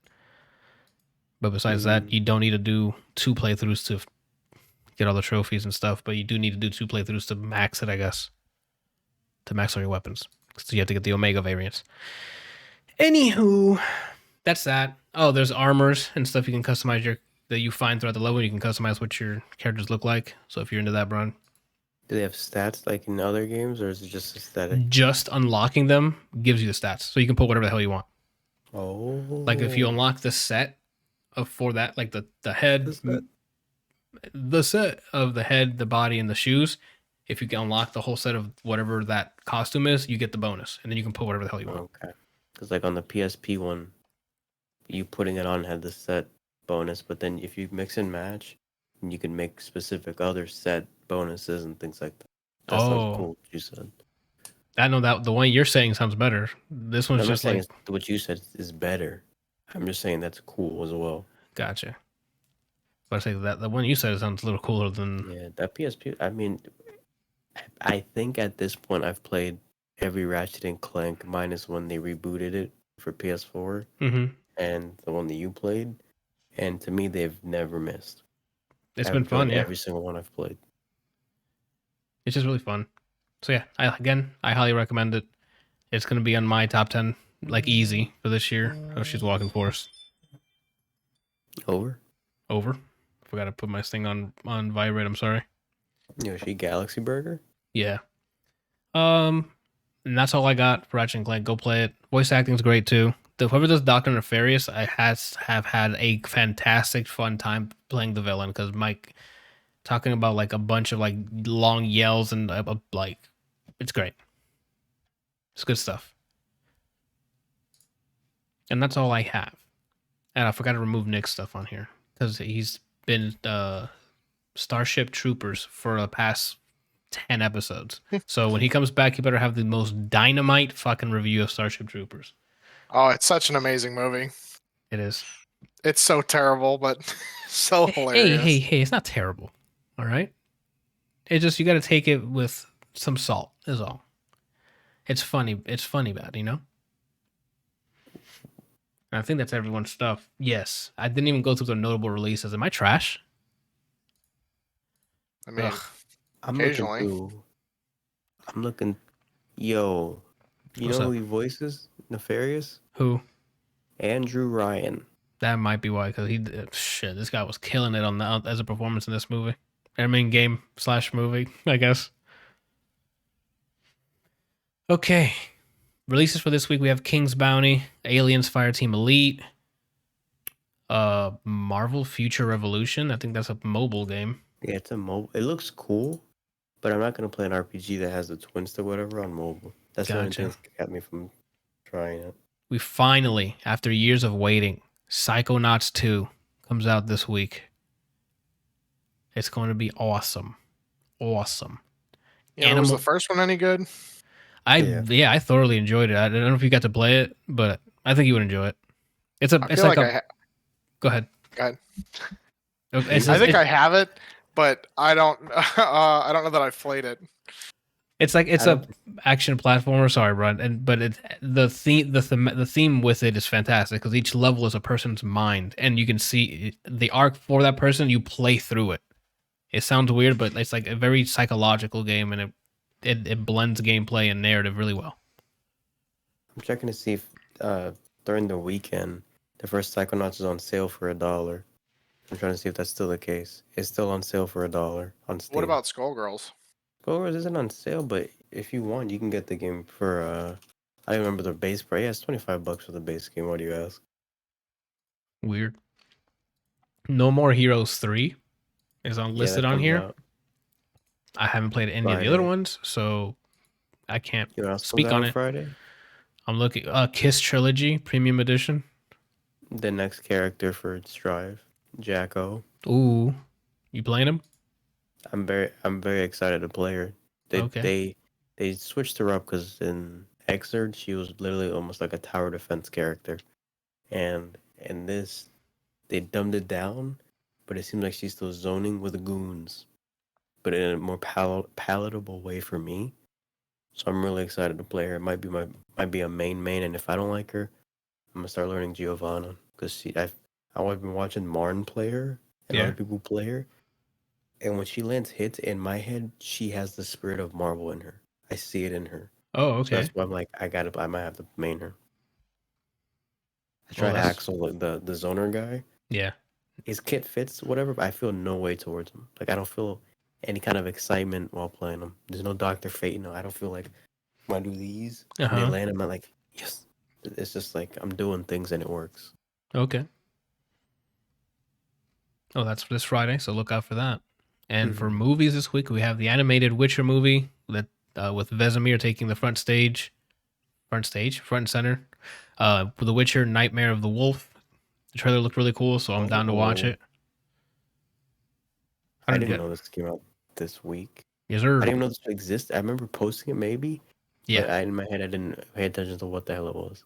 Yeah. Well, it's a animated movie for The Witcher, but it follows Vesemir before he met Geralt of Rivia.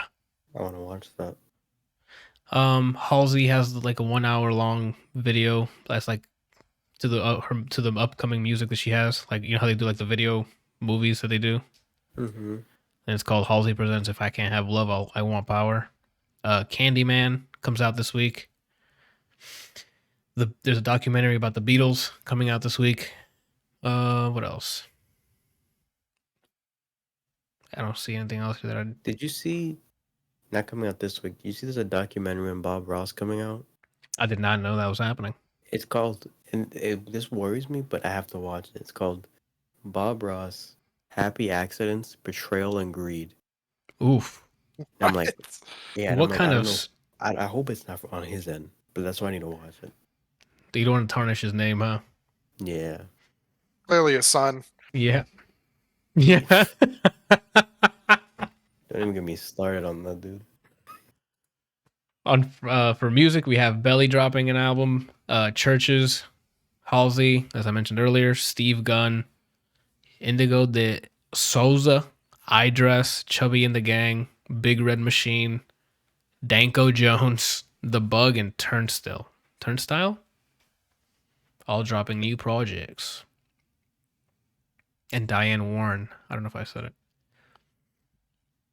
And that is the episode, people. What are you guys doing this week? Randall, go. Besides watching Death Day 2. Yeah. Workout. Yep. Work on some art. Some of my clothes stuff. I was thinking about starting some stop motion stuff, but I'm not sure. I had to do a little more research. On the process? Yeah. Okay. Kelsey, what you got going this week? I don't know, man. Like, still working out, still helping out, still trying to figure out what I want to do. I feel that. Probably gonna continue playing FF8. Hey. Okay. And getting through that. Other than that, I honestly don't know. I did end up getting a new game called Eldest Souls, and it's supposed to be. I heard good things about like that. A Souls-like boss rush game. Yeah. That's like a pixelated version of Dark Souls. The reviews made it sound really good. Yeah. Haven't actually opened it and played it yet, but probably gonna give it a whirl at some point. Okay. You gonna stream that, or it's just gonna be offline? I don't know. I mean, I haven't really had any desire to stream it recently. Okay. The other thing that I've been playing is Gunfire Reborn, which if you guys haven't gotten, it's what do you call it? It's only $12. It's going live in October, and it is worth every penny. I mean, you just literally, I'm trying to think of how to describe it. It's kind of like it's Dead Cells Borderlands. We played it last week. Yeah, basically. We streamed it last Thursday, I think. Wednesday or Thursday. Did you? Yeah, man. We missed it. It's fun as shit. I haven't reviewed it yet because I mean we obviously didn't get that far because we just started and we're trash. Yeah. So. Yeah. Well, if you guys want to play, hit me up. I'm definitely in. I mean, Adam has it, and a bunch of the other guys in the OnClick server have it. I did. So I needed 3 more of that currency that one's used for a skill tree to get the sword lady, and then we decided, hey, go into that vault room, and it's just Boulder City, Idaho, and I got killed. The person we played got killed. And then Anthony died. We stopped the stream there. I needed 3 more coins to get a new character. So when we play again, he'll probably get the new character, which I guess that'll be our backup, Brian. If Javi's not available Wednesday, we'll just play Gunfire Wednesday. All right. Well, I may or may not be here, so let me know. All right. It'll most likely be Wednesday. All right. I'll be right back. He can carry us through literally the rest of the game. All right. Brian, what are you doing this week? What am I doing this week? Tomorrow, probably work on some music on my own time, most likely. Tomorrow, you said? Huh? Tuesday, you said? Tomorrow? Yeah, Tuesday. Tuesday? Work on music on my own. Or if I'm feeling like I'm pretty as fuck, right? I'll stream it, but most likely no, I'm not gonna do that. You don't feel pretty as fuck? No, always, but with the shoulders. But with the shoulders, that's added. Yeah, that sometimes comes and goes. I see. Wednesday we're gonna play some, but then on Thursday, right? I think Thursdays are gonna be my backlog day, just to move forward further because October's coming, Anthony. Yep. Metroid's coming. Back for Blood, Right. Metroid, a lot of shit's coming. A Deathloop. So Deathloop's next year, I think. With me wasting 138 hours and then disliking the game I spent 138 hours to play. Yep.